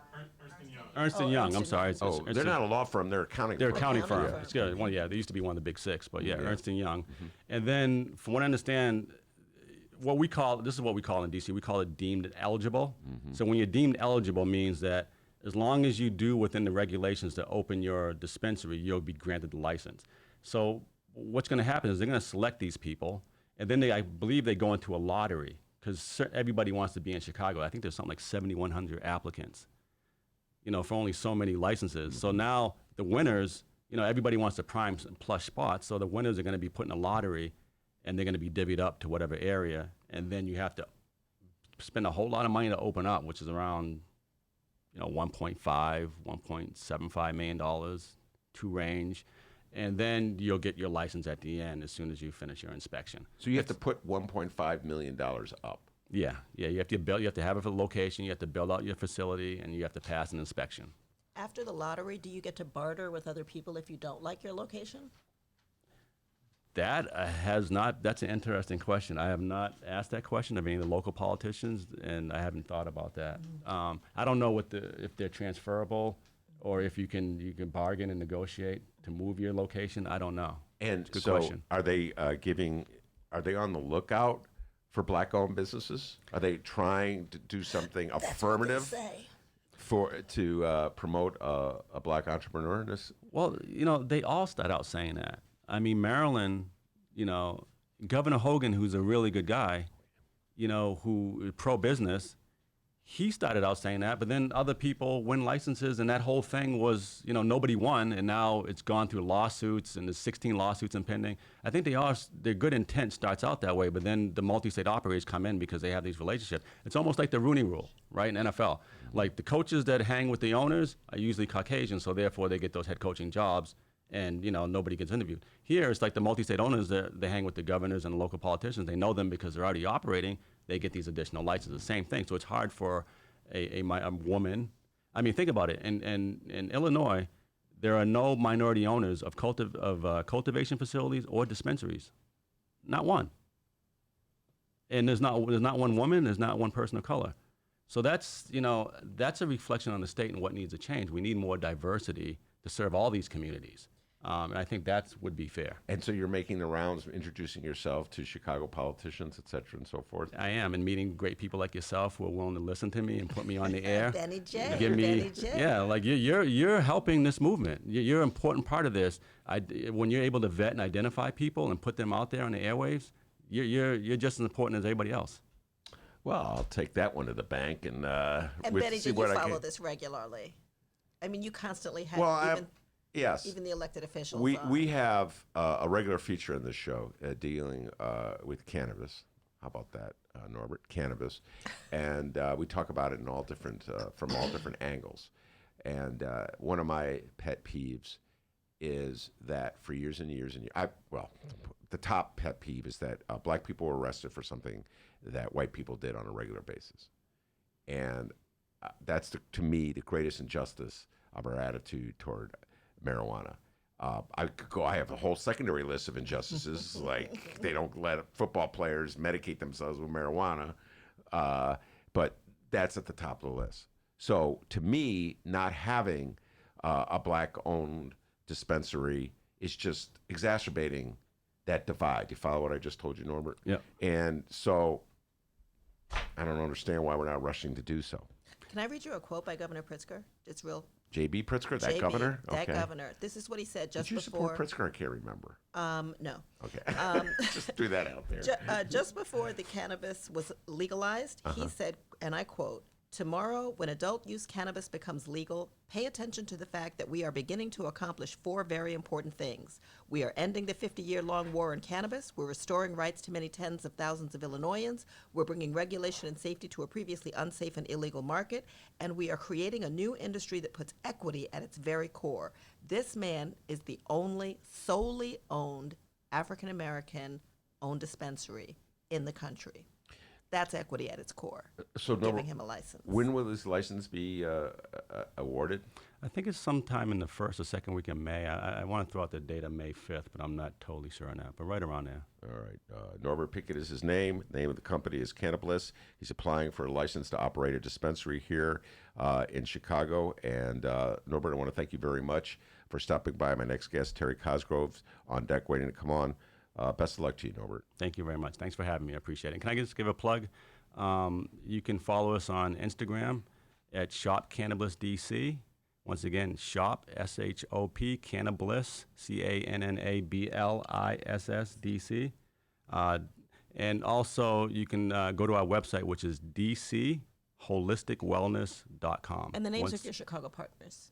Yes, and I have 2 fantastic partners. I mean, they're started the robotics program here, and they have a robotics team. That's Connie Anderson, that's Clifton Mohammed. I had interviewed a few people to partner with, and they immediately rose to the top. They're 2 quality people, very engaged in the community. I couldn't have better partners. All right. Thank you very much, Norbert. Thank you very much, Doris Davenport. We're going to take a break. Terry Cosgrove will be with us. Big problems become big problems when you let small problems sit.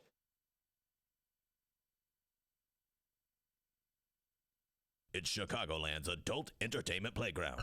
It's the world-famous Admiral Theater, 3940 West Lawrence Avenue.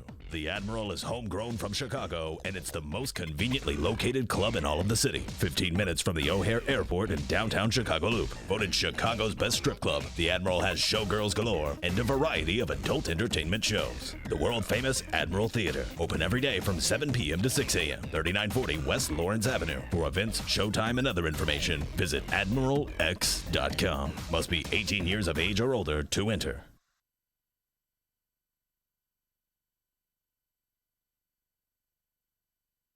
We've been unpacking this for a while now, y'all. That's the issue there, and we're still being told no. Look, it doesn't make sense to us, as it doesn't make sense to you, and here we are.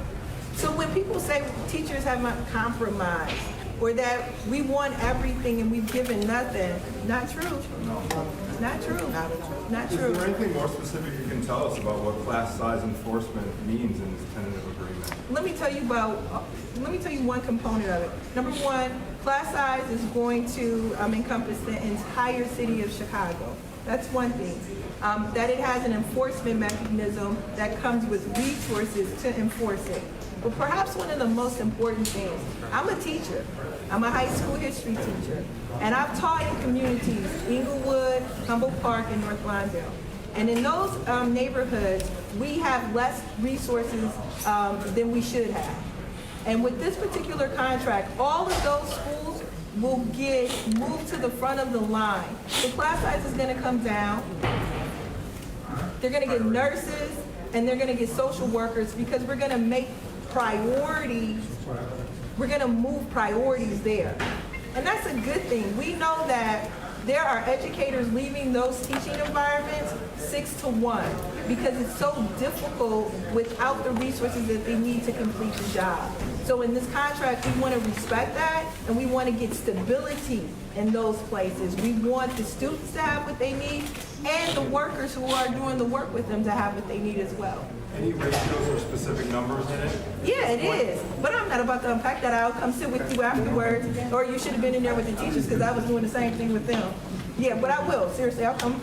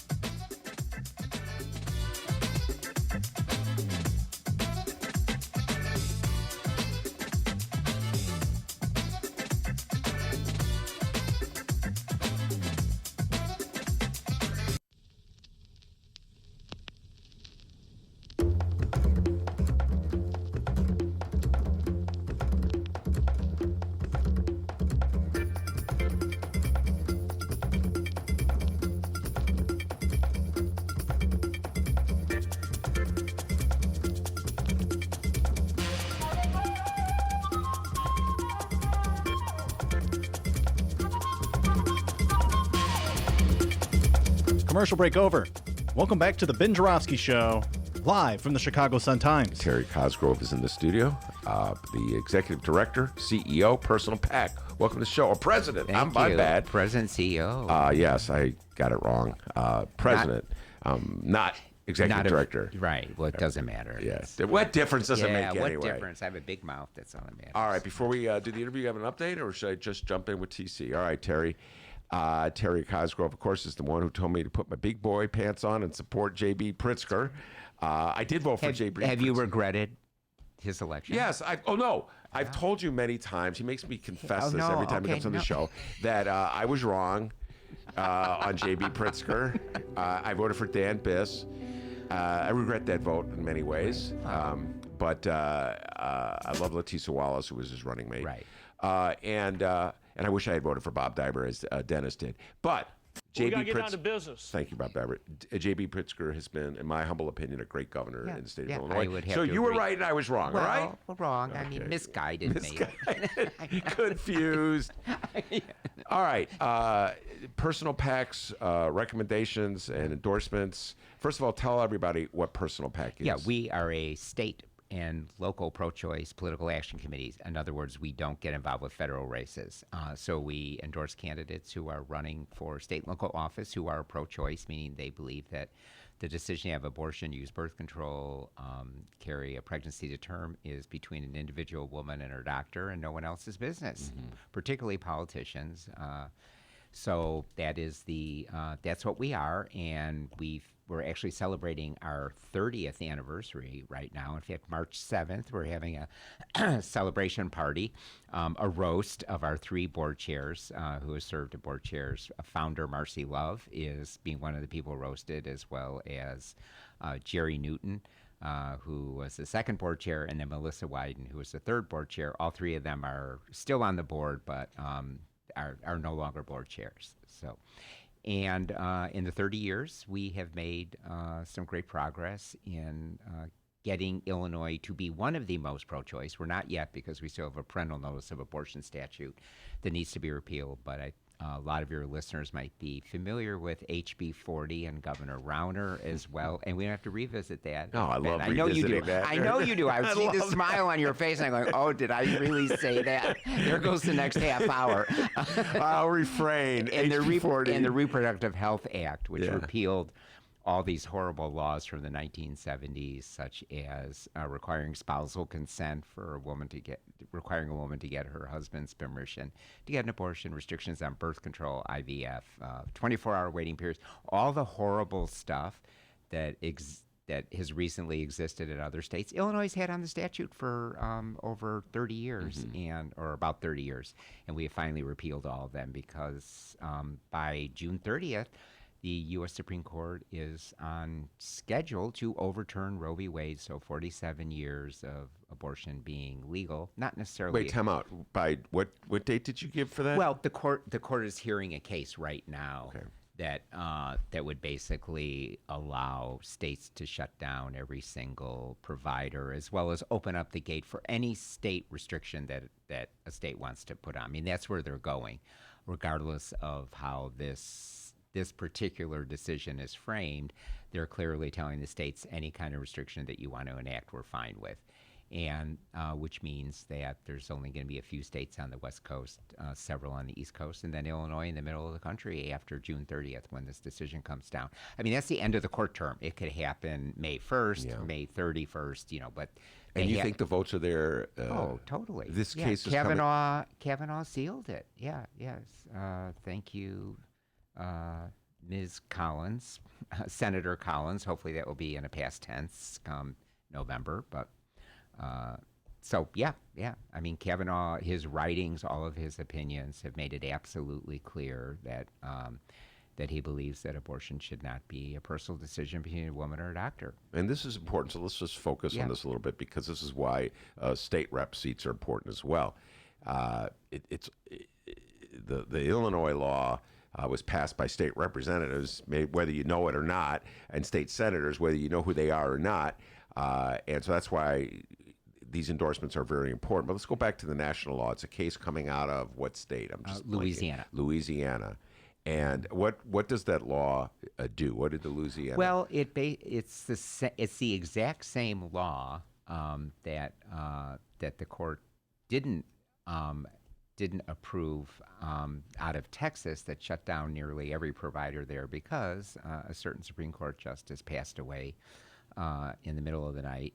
And so it was a 4-4 tie. That would be Scalia. Yeah, and Scalia would have been the fifth vote. Right. So, then the Scalia seat was, of course, we know what happened there. And well, let's just review in case people forgot. Barack Obama nominated a gentleman named Merrick Garland, as I recall. Mitch McConnell refused to bring that to a vote. Right. On the grounds that he was going to wait until the next election. The next election, Donald John Trump was declared the victor, even though he did not win a majority of the vote. Just pointing this out, Terry Cosgrove. 3 million. Thank you. 3 million short. Yeah. And as a result, he got to name the replacement for Scalia. And in his infinite wisdom, he decided to name who? That wasn't Kavanaugh. No. That was Gorsuch. Gorsuch, yes. right. Gorsuch, yeah. And then Kavanaugh came next. When Kennedy stepped retired. Down. Yeah. So that is now, you're pretty sure that there's 5 votes to rule in favor of Louisiana. I just don't see how it goes any other way. I just don't. And even if it does it, even if they parse it a little, there's going to be almost a day doesn't go by. Like just today, I read about a law that Oklahoma's just introduced that would take away the medical license of any single doctor who performs an abortion. Period. Like no, you have to have, hospital privileges within 30 miles or 10 miles. I mean, any of the other stuff they've tried to eat away at the edges on with that. So now it's just any doctor that performs an abortion is committing a felony, has their license revoked, and then Arizona has a bill right now that does something similar. Ben, I gotta be honest with you, I can't keep up with the daily. I mean, I'm on this. It's called Rewire News. If people aren't on it, you should subscribe to it, and donate to them. And every single day I get their update, and there rarely is a day that goes by that there isn't another state introducing another horrible anti-abortion law. That's how I know most of this. I don't sit around getting all this information by osmosis. Like Texas, the death penalty for a woman who has an abortion. I mean, this is what's going on around the country. And to be clear, to get back to these endorsements, the reason why it's so important is because if we know one thing about 2016, elections matter. And we can lose everything in one election cycle, which means we could have a bad election in Illinois. A right-wing governor could run against J.B. Pritzker in 2022, and we could get a pro-choice majority in the Illinois House and Senate in 2 or 4 years, and which means they will enact all these horrible laws that exist in other states. And without the protection of Roe, those laws won't be enjoined. They will become laws. So, well, I'll hold off for the moment a discussion of national politics, because I know you want to focus on these local elections. Right. But we're going to come back to the national politics because Donald Trump is convinced that the key to his reelection is to not bend on this, because this is his fundamental pact. This is the one pact he has made that I don't believe he'll bend on, and that is his vehement opposition to abortion. Now, he's relatively new in the course of his life to this vehement opposition. Just want to point that out to people. Donald Trump was a supporter of abortion rights, I want to say in the 80s and the 90s. And then when he decided he was going to run for Republican, he had this conversion. So just consider that one. So we'll get into whether that is a winning strategy in your humble opinion for the Republicans. But let's go through some of these local races and ones that you think are really important that folks should know about. Sure. I'll just touch on the I think the ones that are, not that they all aren't important, because if I say on the radio that one is not important. Then you're in trouble. Yeah, then I'm in trouble. But Robert Martwick in Senate District 10, which is Hyde Park, and in his Kwame Raoul, he took Kwame Raoul. No. Rob Martwick you're talking about? No, I'm sorry. Yeah. I'm sorry. You're Robert Peters. Yes. I mean Robert Peters. Yeah, yes. I'm very sorry. That's You're right. Senate District 13. 13, yes. I was looking at 13, and I said 10 for some reason. So Robert Peters is a wonderful, young, next-generation African-American state senator who took Kwame Raoul's seat, and he has a serious challenge. So anyone listening that lives in the Hyde Park neighborhood, make sure you support Robert Peters. And anyone listening, they should check out our interview we had with Robert Peters. Oh, if you're unaware who that is, he's got an amazing story. He's a The backstory, yeah. He did. We did a bonus with Robert Peters. A couple of them. The bonus is the one you should definitely listen to. Fascinating. Backstory of Robert Peters. He's the sponsor of our parental notice repeal. Thank you, Dennis. That was a great point. RP. Give him a raise. Yeah. Take it out of petty cash. Yeah. And then the other Senate race that I want to point out is Christina Castro in Elgin. She's a leader on all of our issues, a feminist, amazing woman, and she has a fairly serious challenge. And then going to the House. Before we do that, Martwick. Yeah. Martwick is a supporter of abortion rights. Right, is that he correct? is. He was a leader in the Illinois House, and now he's in the Senate. And he's got a serious challenge of his own in that race. Yeah, he does. He does. I didn't want to skip over that. Yes, Jefferson Park. Yeah. Yeah. So that's why I accidentally said his name because I meant to mention him. Yes, he's got a serious race. He was appointed to the seat when Senator Mulrow decided to take a position on the court. And Robert Martwick, excellent guitar player. Have you seen him play guitar? No, I haven't. Oh. Okay. Isn't he the singer? He plays the guitar? Yeah, he plays guitar. I forgot that. Oh, really? Yeah. Big Martwick fan? You are. I love Martwick. He comes on the show all the time, but I just forgot that he played the guitar. Well, you have to have him play on the next time he's here. Yeah, a little acoustic jam, huh? Yeah. All right, so those are some of the... Martwick, the reason why I mentioned him is because he's got a challenger, and it's a Democratic primary, but his opponent, they always, on the Northwest side, they dig up these Republicans and get them to run as Democrats. Right. And so... And that's what this guy is. He's a Republican running as a Democrat, all right, so... and doesn't play the guitar. And doesn't play the guitar. Well, that disqualifies him right there. I think you're mixing Martwick up with Arena. Isn't Arena the one who plays the guitar, and Martwick's just a singer? Martwick plays guitar. All right, whatever. Okay, go ahead with your House endorsement. Okay, I mean, Aaron Ortiz and Teresa Ma in 1st and 2nd District, both pro-choice leaders. The people with stars, Ben, on your list are the ones with actual primary challenges. Okay. That's what that means, yeah. So they have challenges. Omar Williams in 10, he has a serious challenge. He's an incumbent pro-choice leader, and he has 2 challengers. And going down the list, 16, Denise Wang Stoneback. This is one of the most important races going on. Anyone listening from Morton Grove, Skokie, the 50th Ward of Chicago, Lincolnwood. These are my old stomping grounds. I went to Niles West High School. Niles West is in this district. Mark Kalish was the appointed rep who promised everyone in writing and verbally everywhere that he would support the Reproductive Health Act. And the day of the vote, he refused to support it. He sided with every single Republican in the Illinois House in refusing to support the Reproductive Health Act. And Denise is running against him. She's 100% pro-choice. She has personal PAC support, Planned Parenthood, Illinois Action, IVI, Independent Voters of Illinois.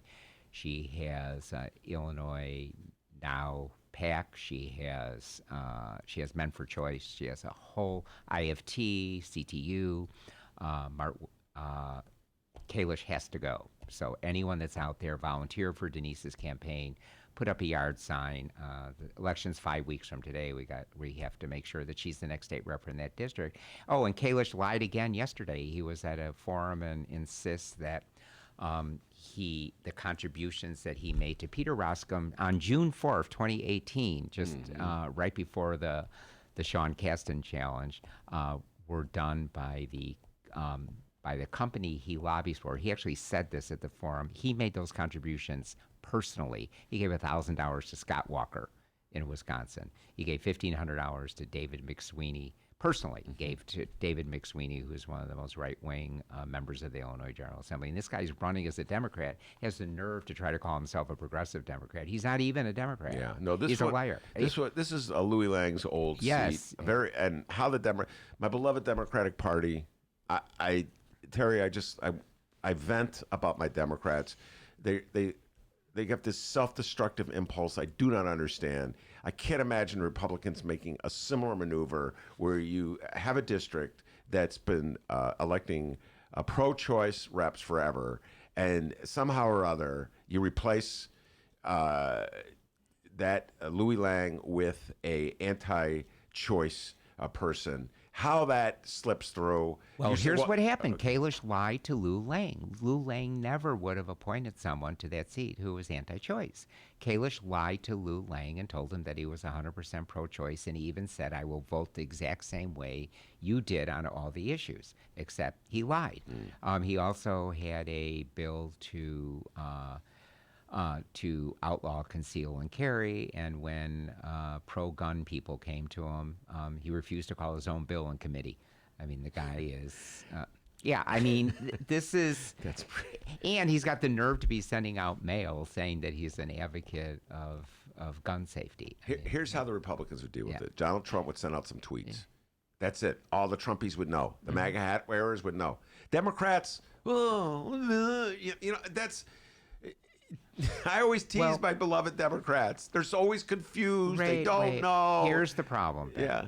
Republicans will find every reason in the world to vote for a Republican. Democrats will find every reason in the world not to vote for a Democrat. And that's how we got Donald Trump in 2016. I don't want to beat a dead horse, but all the people who stayed home, all the people who didn't vote for Bernie, I voted Bernie, people who didn't vote for Hillary, or people who voted for Jill Stein or Gary, whatever, he was too high to name. Well, don't blame the Democrats for Gary Johnson. No. That was your beloved Chicago Tribune's endorsement. But he was on the ballot. Instead of voting for Hillary Clinton, people thought, okay, I'm going to do this, and we got Donald Trump. So I know we're not getting on the national politics right now, but I just We will get to national politics. Okay. But I just shake my head when I see stuff like that. I can't imagine in a million years a Republican replacement for a Republican incumbent who is like anti-choice being pro-choice. Like, right.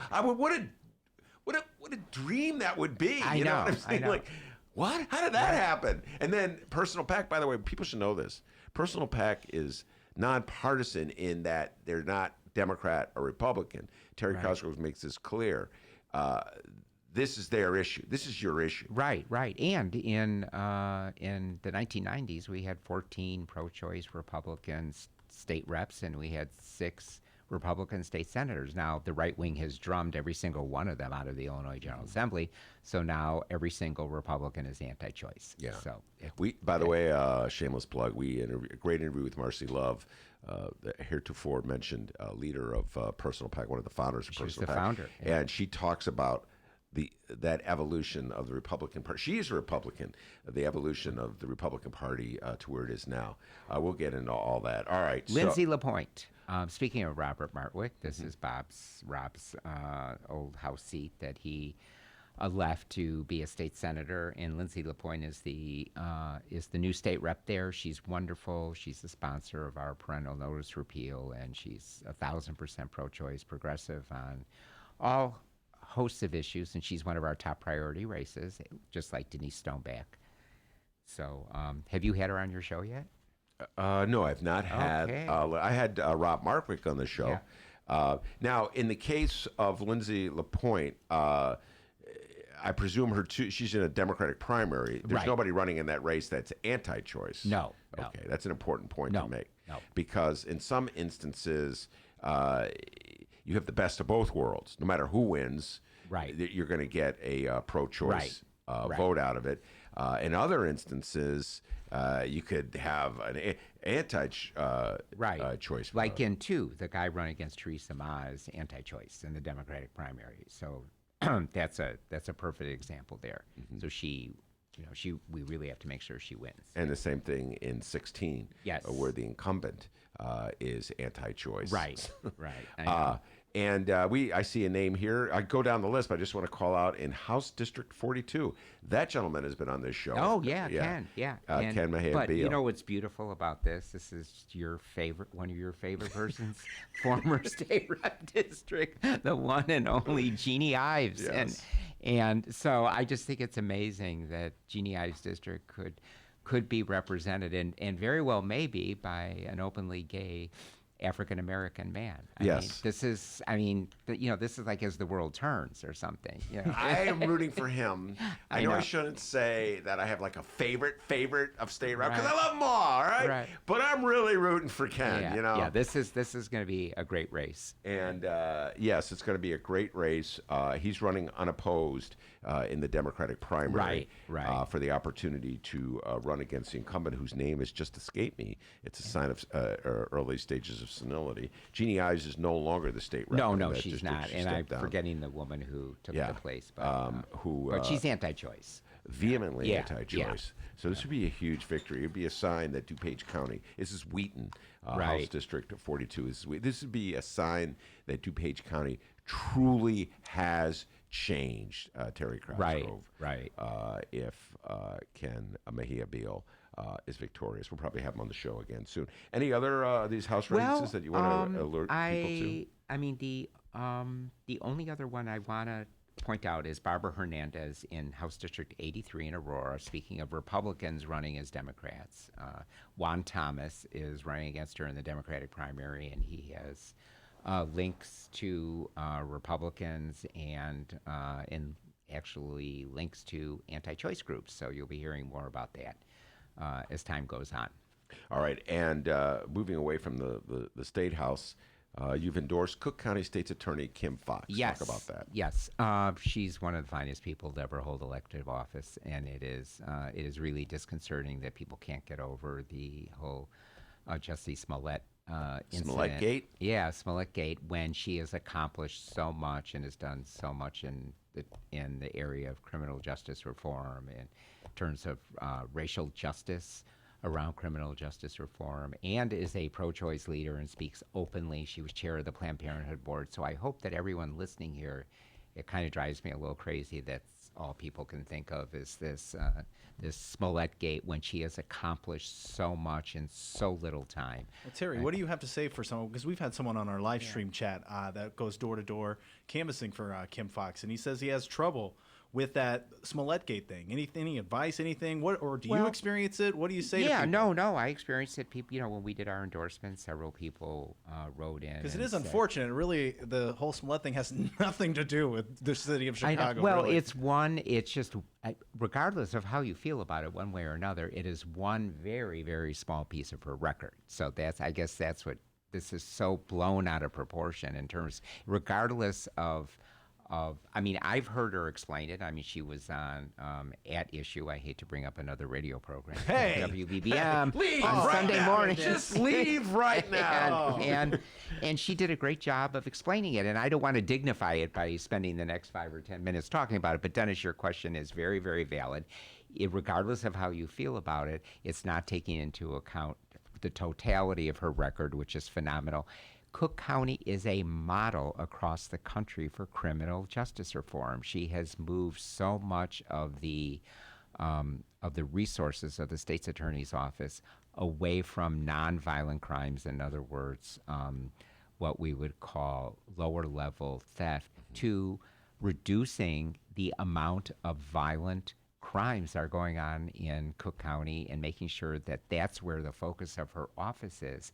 And the Jussie Smollett case and the cases that do not involve the violent crime have lower priority in her office, but she's still prosecuting those cases. She's just putting the focused attention where people of Cook County want, the gun violence and the other violence that goes on. She has really done a great job of reducing that, and has become a model across the country for other cities and other states. Yeah, but the question's a great question because that's what everybody knows. Yeah. Most people don't follow politics. Dennis teases me because I'm like a total political geek. That's correct. All right, thank you, Robert Mueller. And it's true. I'm obsessed with politics, have been since I was about 10. There's nothing wrong with that. Okay. You don't need to see a therapist for it. Okay. I've just heard people say... But most people don't follow politics, and so the only thing they know are, like, celebrities. When a celebrity intersects with politics, they know that. Jussie Smollett is a celebrity. His case got high-profile treatment from the Cook County State's Attorney. That's why people know about it.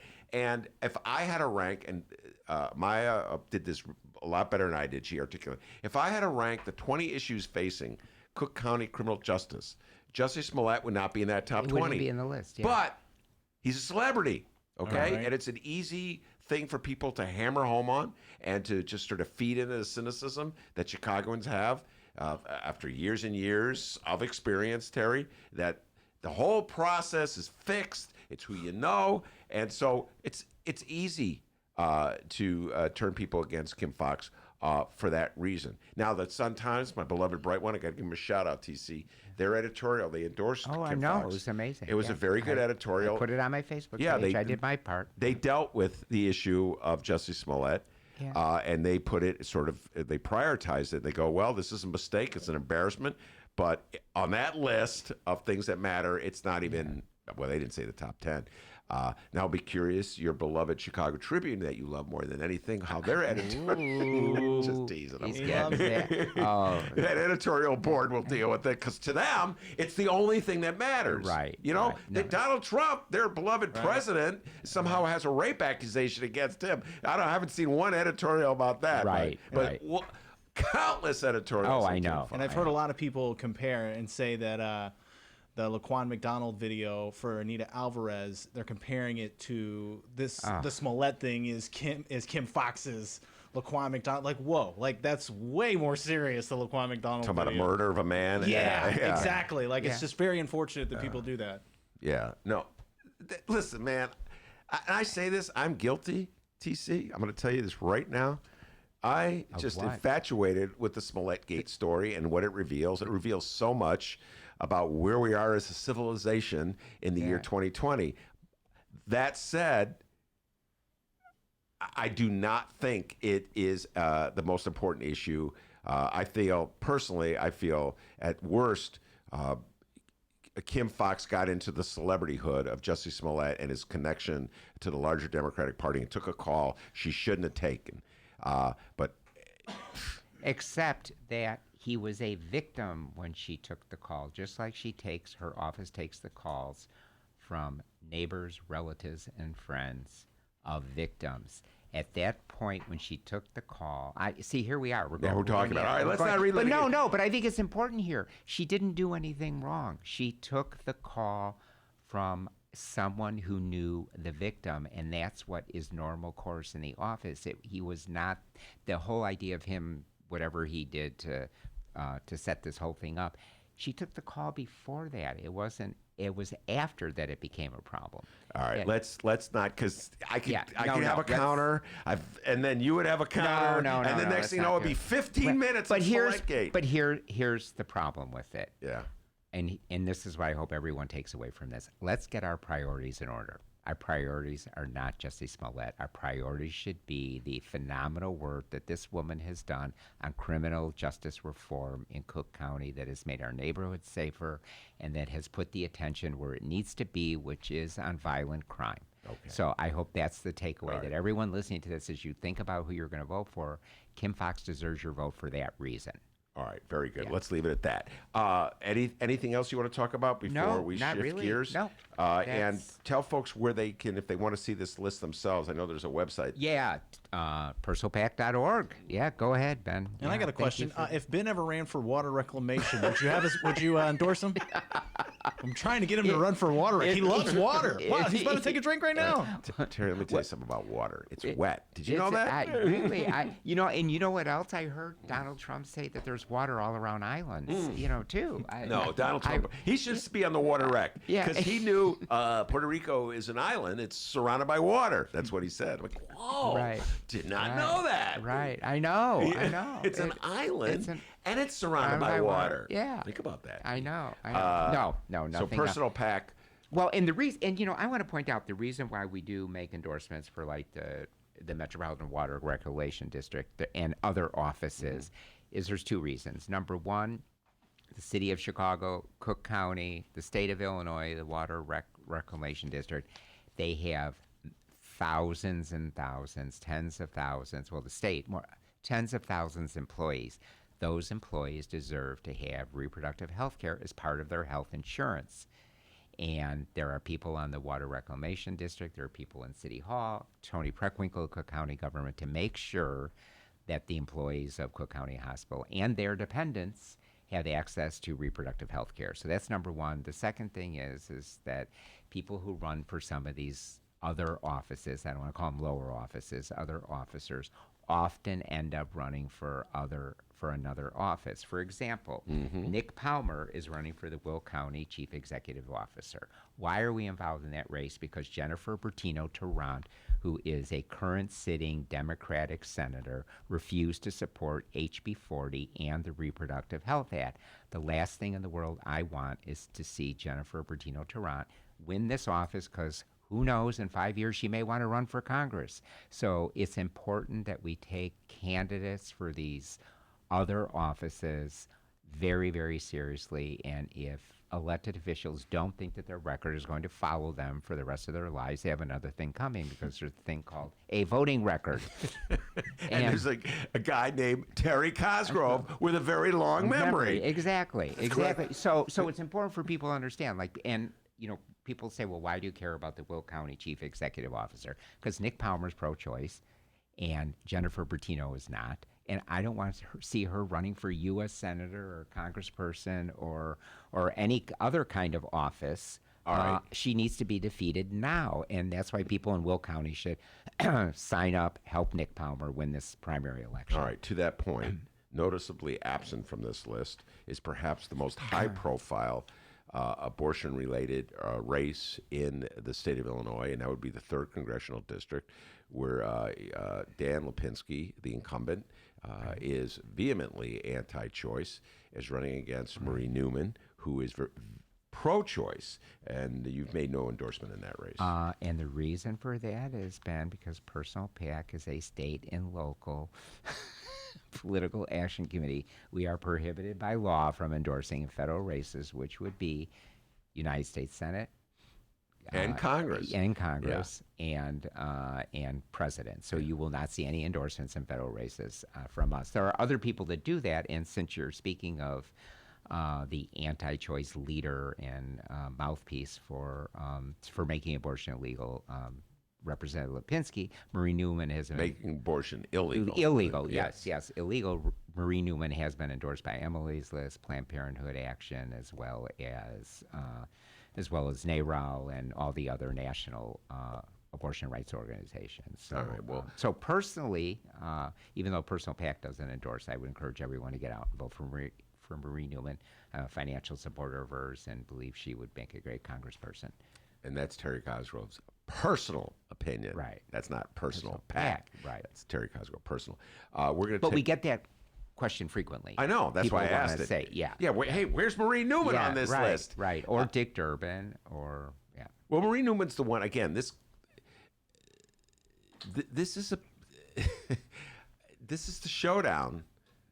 You talk about showdown races. Right. This is one. Right. On this right. issue. Oh yeah. And Lipinski. Well, it's not just that. He's anti-gay. I mean, when Lori Lightfoot came out and endorsed today or yesterday, I forget which, saying that if he had his way, she and her wife wouldn't be allowed to be married. He's against marriage equality. I mean, obviously I'm a one-issue person, and I appreciate that you bring that up, but it's much more than that in this case. And also healthcare. Healthcare too. Yeah. Yeah. And also I have to point out the 3rd Congressional. I love pointing this out.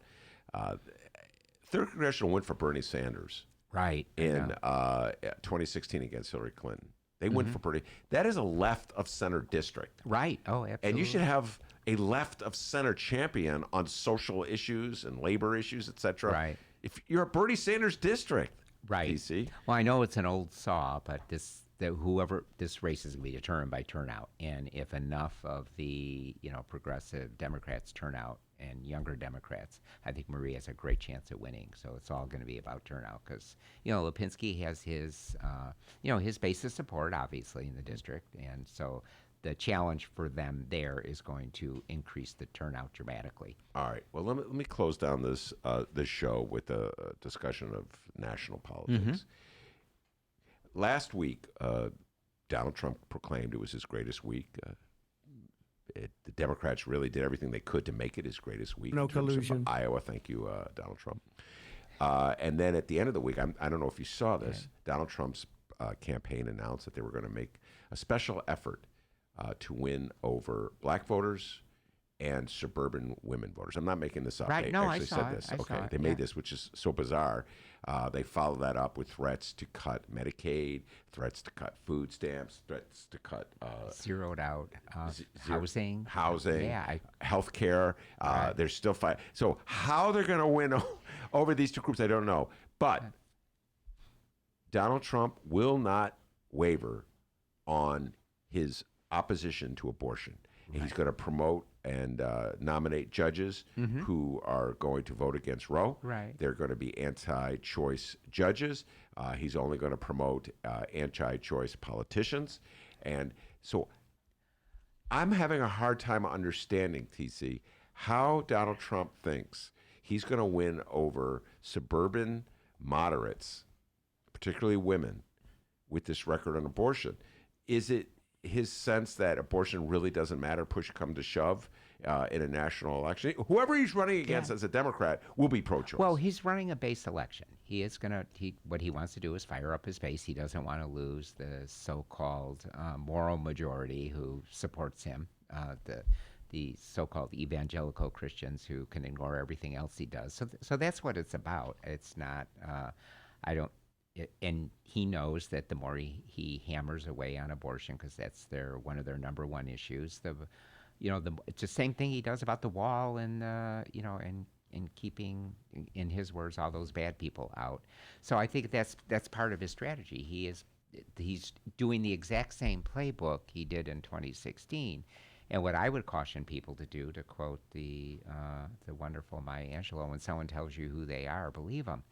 And he's telling us exactly who he is, and that's why I think we have a moral responsibility for the planet, actually. It does not matter who the Democratic nominee is. I don't care if it's Bernie Sanders, it's Mike Bloomberg, Amy Klobuchar, anyone that's currently a candidate or will be a candidate in the future. Once this primary process is over, everyone, regardless of where you are on the political spectrum, your race, your gender, your sexual orientation, I don't care what it is, we all need to make sure that Donald Trump is not the next president, because we won't survive it. And in 2016, I don't want to harp on the past, but people thought it was certainly fine to pick a fight all the way through the general election, and we got Donald Trump. So if we make the mistake, the old saying, people get what they vote for.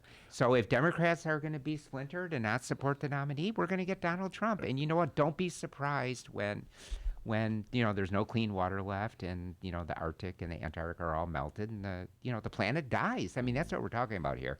So if people feel that they're willing to risk all that, and reproductive rights, and marriage equality, and labor, and treating undocumented people horribly, then don't get behind the Democratic nominee. Go fight it out and give us Donald Trump, but don't complain then afterward. All right, and I agree with you 100%. Yeah. That's why I'm going to make this appeal. Hillary Clinton, I know you're a big listener to this show, particularly when Terry Cosgrove is on. Stop bashing Bernie. All right, there we go. I just had to say that. As long as we're going to go there, stop bashing Bernie, all right? Well, I haven't said a bad word. No, about you have him. not. No. You've been very good. I know, and the reason being is because if he's the nominee, I don't want to do what his people did to her, because it was morally bankrupt. It was morally bankrupt. When people had a choice between her and Donald Trump, they did not vote for her. And I refuse to be as stupid and as arrogant and as entitled as he, because you know what? I used to say it wouldn't matter because I have health insurance, I'm healthy. But there are so many people that are on the edge. Yeah. And so for entitled white people to sit around and pretend that this is some kind of academic exercise on whose health care plan is better or who isn't. We're talking about the Supreme Court. We're talking about the fate of the planet. That's what this has come down to. I'm not. All right. I don't want to relitigate 26. I always say that, but the studies I've seen said it was like the number of Bernie Sanders supporters who actually voted for Donald Trump was roughly 10%, which is less than the number of Hillary Clinton supporters who voted for John McCain in 2008. The reason I say this is I agree with you, but I think it's a two-sided thing. The biases that so many Democrats have against Bernie just don't seem to go anywhere, T. I hear some of the most preposterous things. I don't want to talk about Bernie Sanders. I don't want to talk about this. 2016. No, 2016. I want to talk about looking to the future. Whoever comes out of the Democratic National Convention, I don't care who it is. We all have to support that person for the end of getting rid of Donald Trump. That's the only thing. So here's my question. Because if we don't do that, then nothing else is going to matter. I'll come on your show every week and talk about how horrible the world is, and then when the building goes up in flames because of, or more likely the lake. Yeah, the lake comes in. That's fine. Yeah. I can swim, but really. All right, well, then we'll close with this. This is where I wanted to go. I wanted to ask you this. Do you think it's a winning strategy for Donald Trump to be so hardcore against abortion rights in these moderate districts? He says... No, I don't at all. I don't think so at all. I mean, we know that over 70%, 77%, 78% of people agree with the Roe v. Wade decision, want to see abortion remain safe and legal. No, but he doesn't care about that. He is, he wants to keep his base and whip them up because he believes that strategy is going to win. I don't think it's a winning strategy, but you know what? If the Democratic base is divided 6 ways to kingdom come, and the Republicans are all united, he is going to get reelected. So it's, this election is not on Donald Trump. It's on our side. He has this base of 42, 44, whatever, 39%, whatever it is. If those people who aren't supporting Donald Trump don't get behind the Democratic nominee, we're going to get him as president again. So I dismiss the notion of constantly talking about him. This is on us. This is on us to make sure that every person we know comes out and votes against him for whoever the Democratic nominee is. Cold stop, mic drop. Mic drop. With that, we got nice. Mike Bloomberg drop? Yeah. If he's the nominee, All right. Well, actually, this is a perfect time to announce this. This news just came in from Newsweek about 5 minutes ago. We're going to do the big boy pants test. Here we go. Here we go. Newsweek.com. Let's see here. Senator Bernie Sanders leads all Democratic presidential candidates in support from non-white voters and has gained 10 points among black voters, according to new polls released today. Wow. Okay. Well, all right. You know what? Okay. Wow. I'm not quite sure what to say about that. I would guess that means Joe Biden's support among black voters is eroding. There was a story I saw that Sergio Mims, a good friend Sergio Mims, sent to me that showed that Bloomberg was picking up a lot of Biden's black support. This is fluid. Everything is sort of like in transition. Tonight's New Hampshire primary.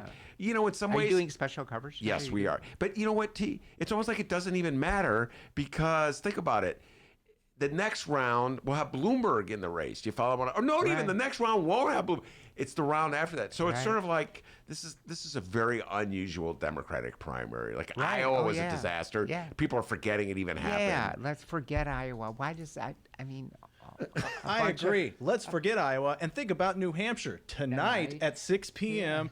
on Clark Street, starting at 6 p.m., Ben Joravsky, quit pointing at me. You're freaking me out. Ben Joravsky and our good friend / political genius Samina Mustafa will be talking all things the New Hampshire Democratic primary tonight at G-Man Tavern on Clark Street. It's right off the Brown Line, Southport Brown Line. It's going to be going on at 6 p.m. all the way until 8. You can watch it on the live stream if you can't make it. But, boy, we would love it if you can make it. Once again, it's 3740 North Clark Street. Just look for G-Man Chicago on Google, and we hope that you can join us 6 p.m. tonight. Samina Mustafa, Ben Joravsky, Terry Cosgrove. Maybe. I have a conference call at 6:15. Well, when it's done, come on over. You don't live that far from there. Get a conference call update. I live way up north in Edgewater. Oh, you live further north there. My bad. All right, Terry Cosgrove. Yes, we when we're done with the show, we're going to hightail over to 3740 North Clark, G-Man, and Samina and I will do a show. I want to thank Terry Cosgrove. Thank you, Personal Ben. Pack. And Dennis. PERSONAL Pack. That kind of personal. Right. .org. And I want to thank Norbert Pickett, Doris Davenport, our guest earlier in the show. And, of course, the man, the myth, the legend, the pride of joy at Alton, Illinois, as Terry Cosgrove can tell you.